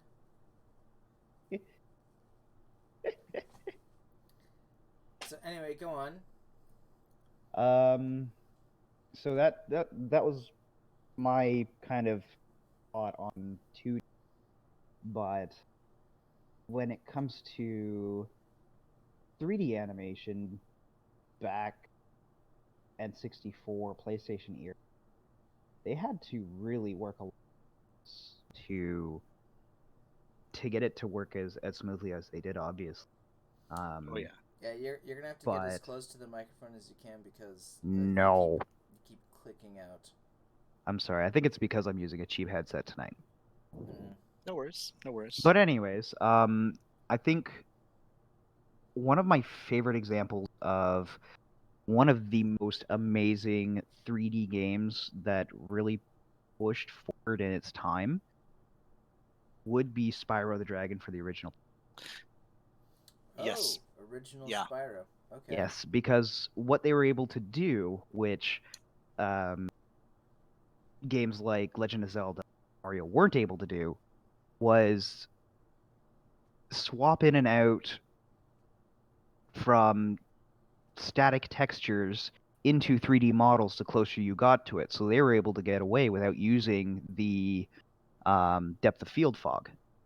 Right. Interesting. So if you saw something out in the distance, there's a chance you could get to it unless it wasn't part of the. Huh. Yeah, that was. I saw someone streaming that game not too long ago, and it kind of, granted, still dated, but Absolutely. even then blew me away what it was able to do with the technology of the time. Hmm. If I may, since you brought up Ocarina of Time, if I may, Oh, how the no. game is built. Not game 98. That game is built around the same kind of system that, well, basically, in the same way that the Super Nintendo had all these different modes. The N64 had different formats to basically design a 3D world or levels, etc. So you had one system that was kind of like the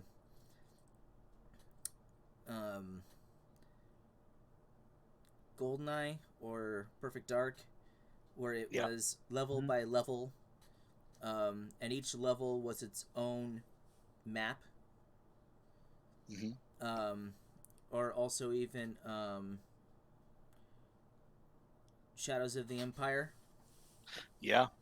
That they followed that method, and then you had their racing games. So it's like, okay, make your map, and then you can select which room and map that you want to do. But then you had the Mario 64 map system, where you have a central hub world, which would open up to different doors and windows. And when you hop through said door or window, that would load the next map. And you see this example not only just in Mario 64, but Zelda did the exact same thing. You walk through a door, and then you have to... Basically, him walking into the cave, or walking through the woods, or walking through the hallway, was the loading screen. Yeah. And then it would load the next map, the next area. So that's how they structured it. It was structured like almost like kind of like a spider's web. And you see that not only in Mario 64, which is the bare basics of it. Zelda was a little bit more complicated because you had rooms that would tie to other rooms. Because you didn't have that situation in Perfect Dark or GoldenEye. It was just you load a map, you load the level, you load your mission, go. And you play through it. Yeah. Exactly. But then you see it in also in Conquer, You see it in Oh yeah. you see it in Yes. huh? I was agreeing with you. Yes, absolutely. Yeah, you Same. see the same method also in definitely Banjo Kazooie Mm-hmm. and Banjo Tooie. Right. Yep. Um, No.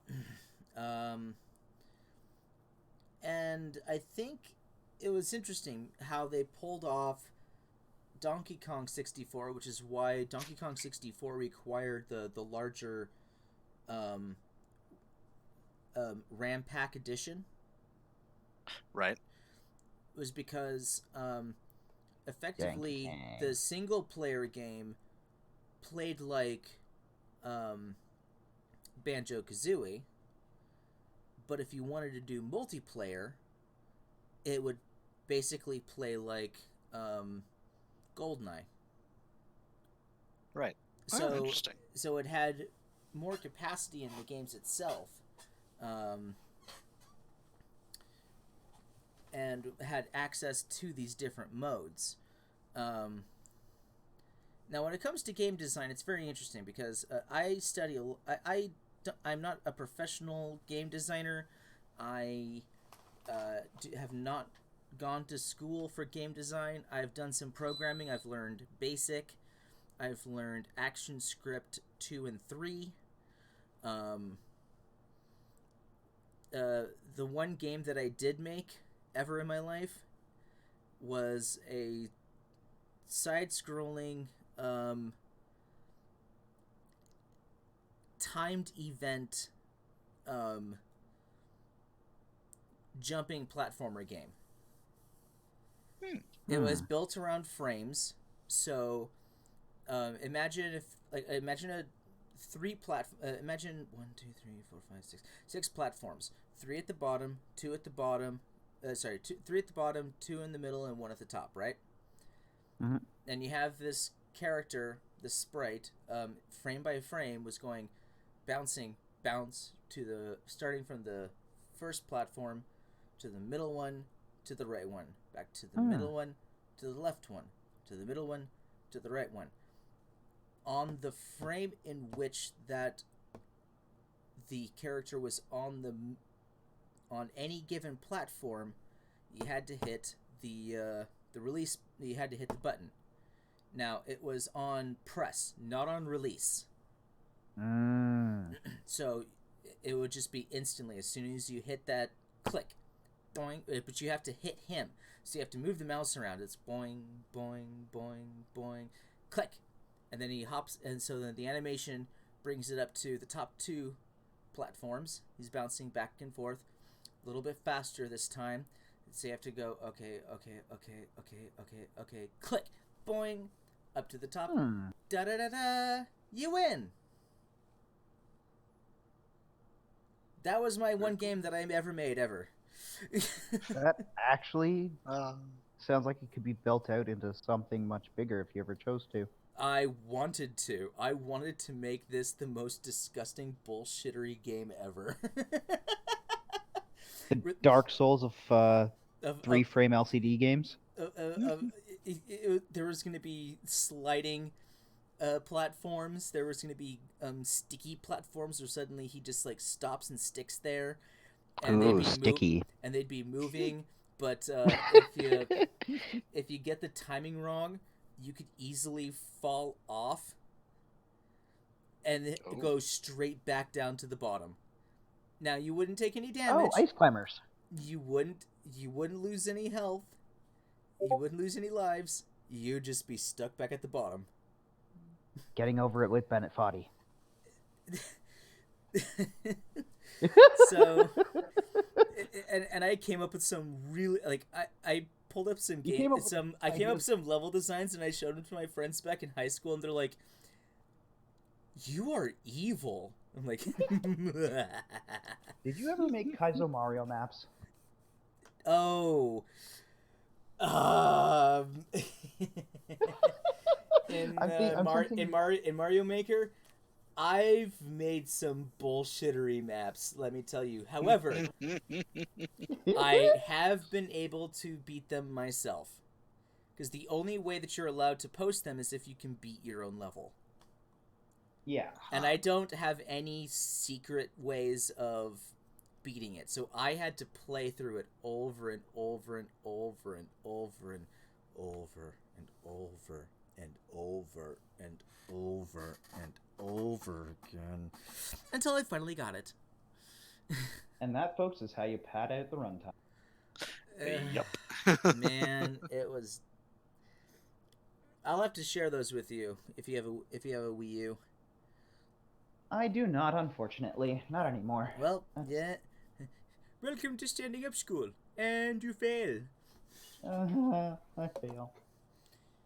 All right, but yeah, level design is very interesting because you want to teach the player how to play the game. You know, it's like with Mega Man, as Egoraptor once put it. You know, I was gonna say, this sounds like a sequelitis touch here.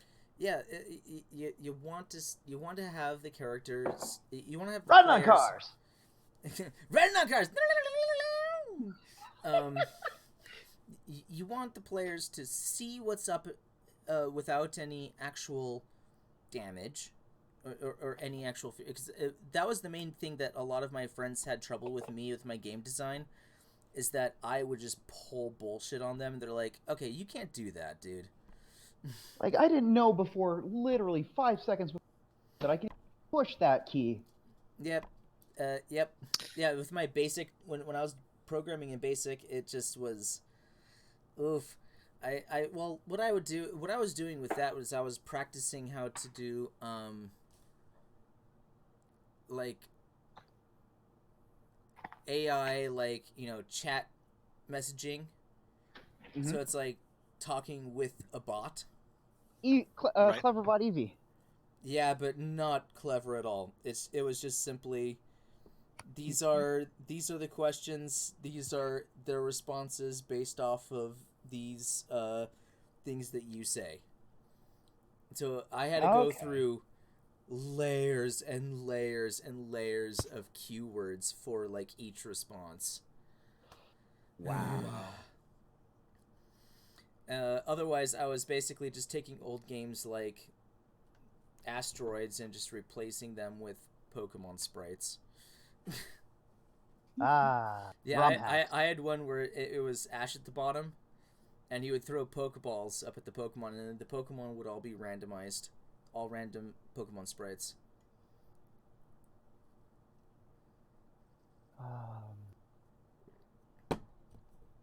But, yeah, no, because it's like... Mario 1 is perfect for teaching the player how to play the game. Right. And everyone toots that horn, so I'm not going to do it. Mario 3 was good at it, too. Sonic is pretty unique at it. They all start very similarly. You know how, like, in most Mario games, especially the side-scrollers, you go to the right, there's an enemy, and there's a platform. And the platforms usually are blocks, right? And usually one of them has a reward to teach you different blocks give you things. Correct. Now, in Sonic, move to the right, you get two enemies, one that's on the ground, and one that's in the air. And the one that's in the air stops, and you have about a second's time before it shoots. So now you know the pacing and timing. Now you know there are ground enemies and flying enemies, and that they have timed attacks. And then there's a platform, so you can choose to either go through the enemy. By the way, you get the rings. The first thing you see are 3 rings. Always 3 rings. And you can either run straight into the first enemy and then lose your rings, or you can learn from that and press down and try to do a spin dash. Which is funny because in the book it doesn't even tell you how to do a spin dash. It just says the supersonic spin dash. Yep. And so you have to figure it out for yourself. You have to push buttons. But the platform is about the same amount of time and distance from in Mario to the first platform. And what's on there? A ring box. Yep. That's the same in Sonic 1 and the same in Sonic 2. Sonic 3 is a little bit more complicated. It's basically saying, okay, you're supposed to explore these levels. These levels are meant to be explored. So... And not to be ran through like Sonic is known for.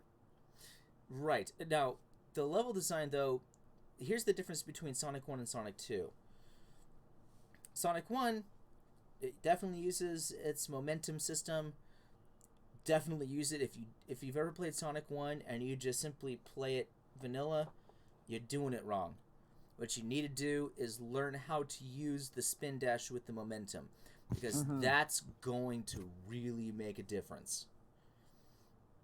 Absolutely no doubt to that. And now, the level design completely changes in Sonic 2 because of the introduction of the actual spin dash attack, where you press down hit the and button to charge it, right? Yeah, where you can charge it up. I'm learning shit. So now there's less natural places for momentum, but now there are a lot of ramps and ways to flick you and fling you into places, and a lot of random pitfalls. So at this point, you're supposed to be able to quickly, like, drop, spin dash, go, jump, drop, spin dash, go, jump, drop, flick up, flick up, flick up. So these are all ramps. These are all built around the spin dash attack. And when you fall from a platform, you actually have an opportunity to start a spin dash while you're falling.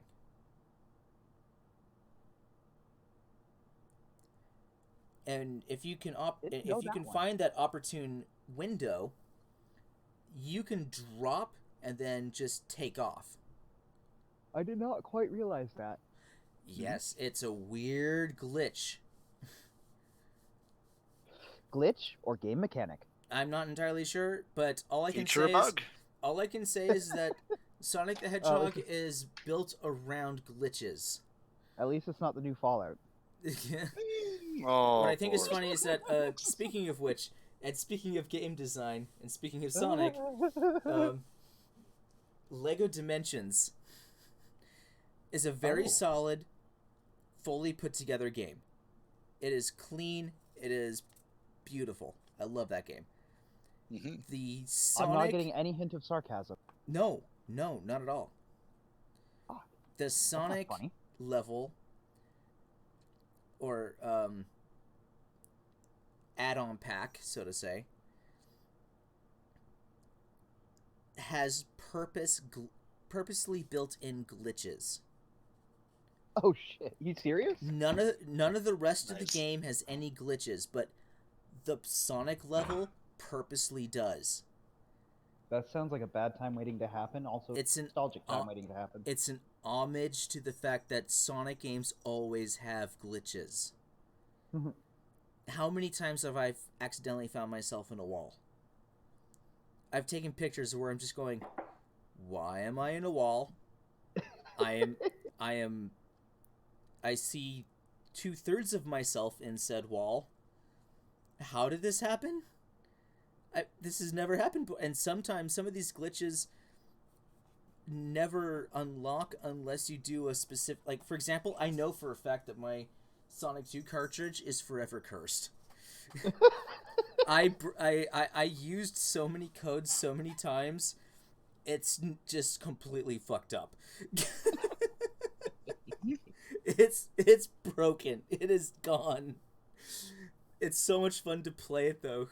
I get more fun out of playing the original cartridge than any remake of Sonic 2, because I'm just like, man, I destroyed this game. But yeah, and Sonic, it's built in this way where you have like 3 different tiers. There's the high path, the middle path, and the low path. The low path is going to take you the longest, but it's the easiest. Middle path, it's the most, that's medium level. whatever. And then you get to the high path. That's going to be the fastest path for you, but it's always going to be the most difficult. You have to time everything perfectly. And as a friend of mine once said, Michael Hubbard, if you're out there, if you ever listen to this, kudos to you. He said this. He says, the cool thing about playing Sonic the Hedgehog is that if you're... What was it that he said? You look like an idiot when you're trying to play it for the first time. But you have to keep practicing and getting better at it. Like voice acting. And then once you finally figure it out, you look like a fucking badass. Amen. So Sonic, people get irritated because it's like, oh, well, I didn't see that coming. No, but now you know. Next time, now you play it again. Try again. Try again. As Miss Frizzle once put it, make mistakes, make mistakes, make mistakes. It's the best way to learn something. And I love the fact that Sonic the Hedgehog is always... I thought it was take chances, make mistakes, and get messy. Yep. There's another one. And I love the fact that the Sonic series has, for the most part, stayed true to itself. It's going to be glitchy, and it's going to be hard. And if you really, really want to progress, you're going to have to keep doing it over and over again until you get it right. Mm-hmm. And that's Also always like been art. the case from day one. Art is the same way. Art is the same way. Voice acting is the same way. Doing music's the same way. Anything you do at life is the same way. So I am glad that there's a game out there, a game series that still teaches real life lessons. The word of the Lord. Thanks be to God. You are welcome. All right, so sorry, RJ, we haven't heard a lot from you, but I don't know if you have a lot. That's to talk okay. about I on think this you guys subject. have basically covered it, so no harm, no foul on my end. We talked about. I'm not sure what else I could add. I don't think we need to talk about Sonic vs. Mario. We've talked about some classic game design mechanics, differences between 2D and 3D, and how they've worked between SNES and the N64. We've talked a little bit about level design and theming, and I don't know, what does it look like for the future of gaming? What do you think, Sash? Future of gaming? Well, going off of my personal preferences and the things that I like, I sound pretty but I'm honestly liking where augmented reality is not a bad choice. Yeah. like not just for gaming. I mean, think, for example, just because it's new, but not just for gaming. Augmented reality of really fantastic potential. Oh yeah. Like I remember when Google was really trying to push, or was it Microsoft or Google? I can't remember, where it was like HoloLens was Microsoft, and then the Google Glass. Google Glass. I think it was the HoloLens that actually impressed me the most. Yeah, I want to get my hands on a dev kit for them. But they're so expensive. Yep. Yep. This is true.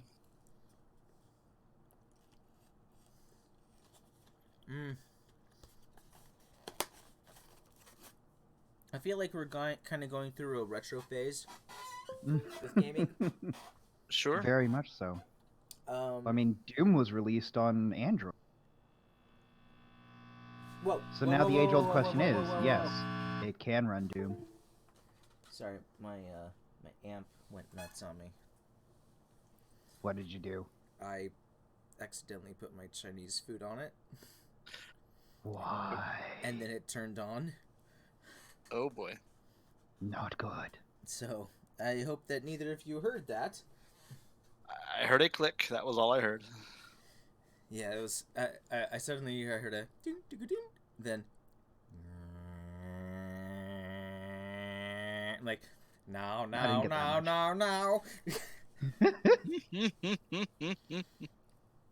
But man, I just like we're seeing these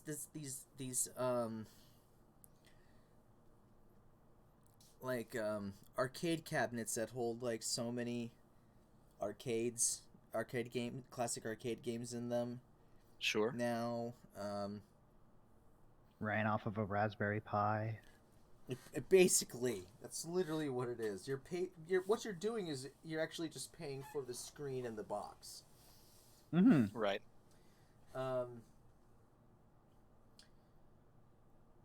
You got where'd it go? Oh, you have your Nintendo Minis, Sega Minis, PlayStation Classic. yeah, the classics, the No. Minis, the classics. You want to know what doesn't exist? The PlayStation. I'm sorry, what is that? I said, you want to know what doesn't exist? The PlayStation Classic doesn't exist. Yeah, I don't know what that is. Never heard of it before in my life. No idea. It's a shame, really. But Sonic Underground was fantastic. Shut the fuck up, get out. And we come back to that again. I can't help it. I hate you so much right now. I don't actually hate you, but I know. Why does this happen to me? Ooh, woo. And we've gone full circle. We've gone full circle. Ooh, woo. But the question is, are we gonna see games like DDR again? Are we gonna see I mean, we already have a new version of Guitar Hero, but was that successful?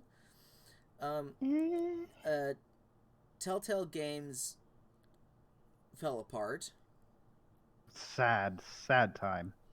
I mean, and we have EA, and Sorry, go on.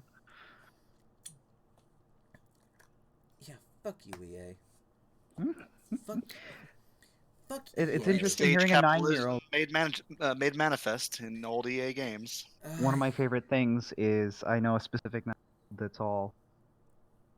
When will EA actually start caring about the gamers again? They never did. I know. I had to tell her that it was active Yeah. until EA Yes. and Blizzard. Oh my God. I used to respect you, but now Poor Blizzard. Oh, poor Blizzard. they did it to themselves. Yep. I actually got to work at a BlizzardCon once. At a BlizzCon. Oh, Did you enjoy it? Oh yeah, that was great. There was an awesome competition.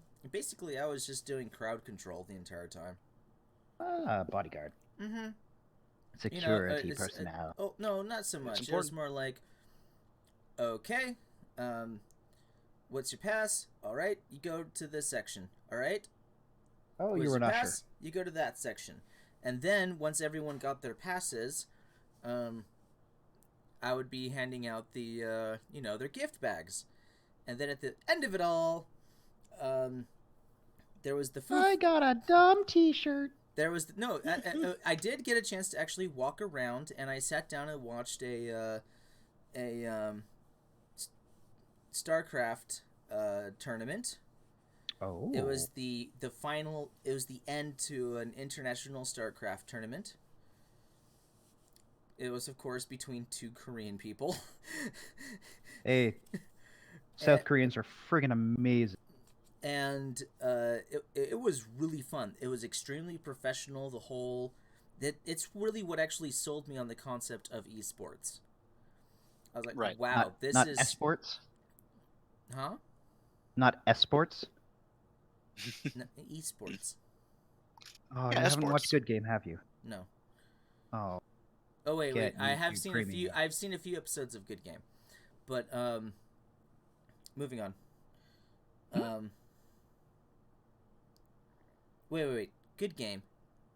Yep. Wait. Is that the Game Grumps one? Aaron Hansen and Daniel Avedon. Oh, I've seen the entire series. Yes. Yeah, esports. Yeah, I think you meant to say esports, and muted T. I forgot bar. that was a joke. Oh my gosh. Yeah, I'm like, wait a minute, Oh. Good Game. Why does that sound Fail. familiar? I've watched that series twice, dude. I don't know why I totally blanked out on it. I love that show. But yeah, no, it was a good time. And then I was actually crowd control and security for the Foo Fighter concert at the end. Ah, that's cool. So that was my Nice. first rock concert ever, being security for Foo Fighters. Huh. And let me tell you, folks, nerds are the most boring people in a crowd you'll ever meet. To quote a joke from someone else, it's not that nerds are boring people, they're just utterly fascinated by the most boring topics. It's just like I cannot Oh, it argue. has Wi-Fi! Woo! it's like I'm going up and down the aisles, and I'm just like, everyone is just standing and just kind of bobbing their heads, or sitting, and on their phones, like. Everyone here is completely harmless, and none of them are rocking out to a legitimately awesome rock and roll concert.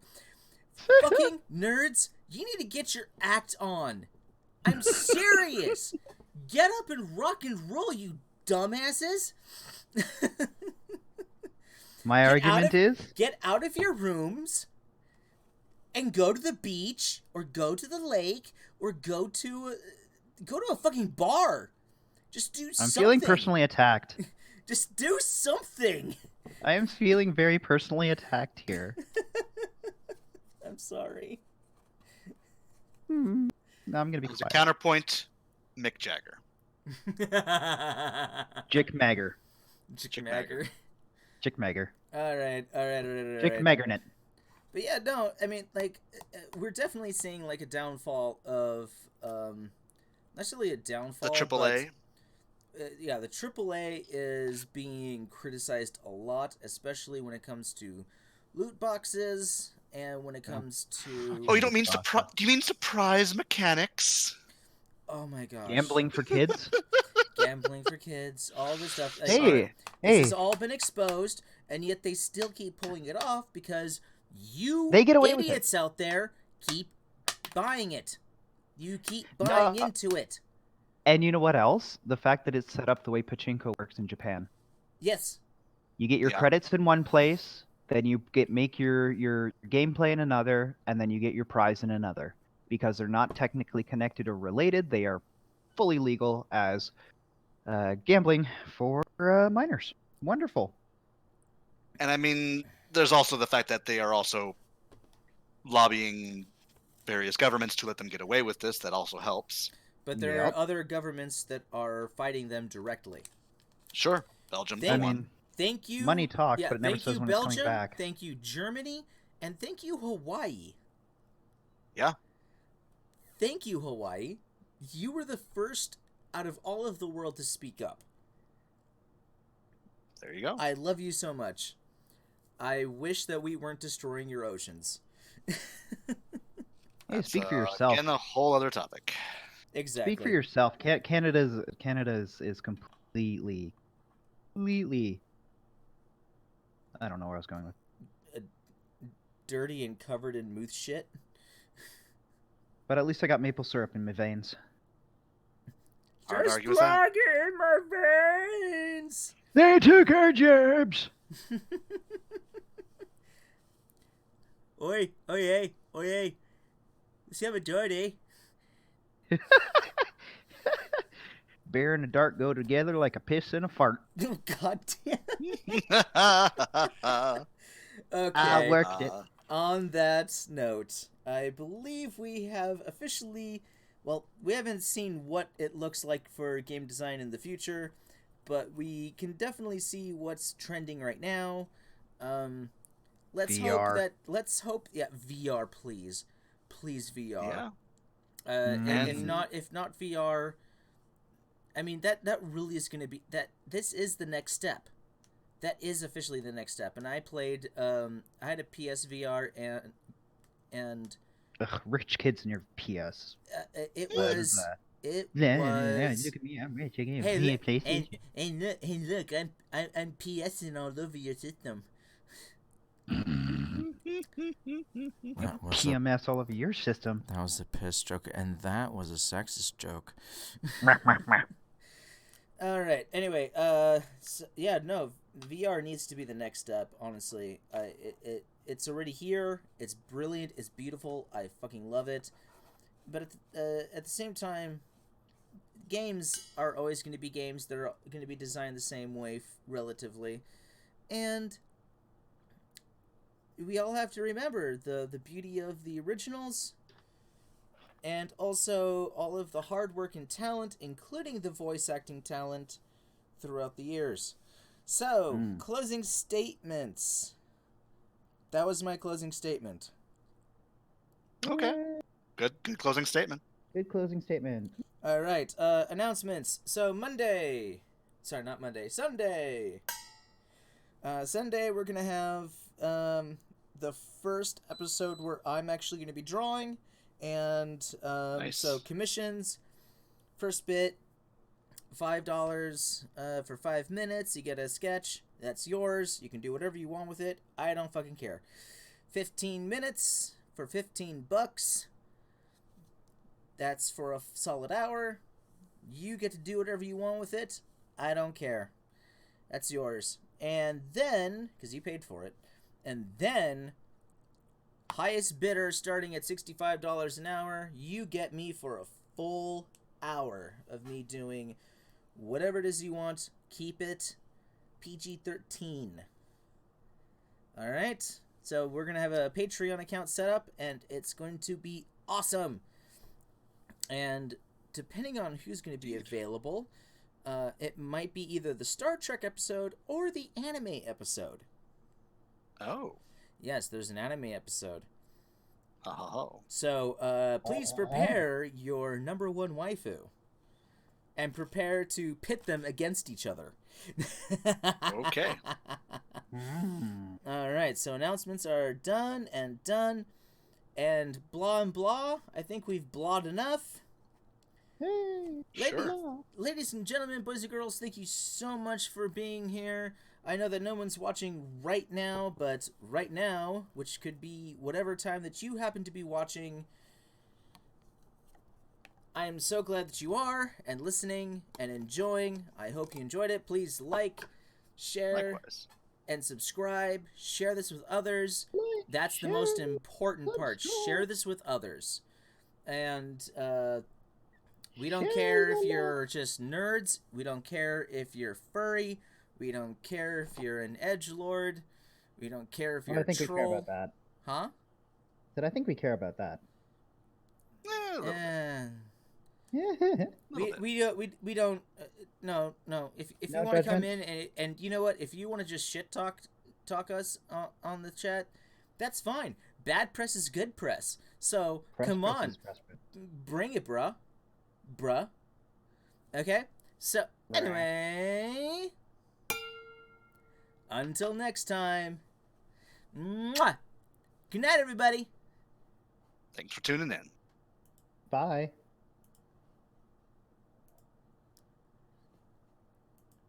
Well,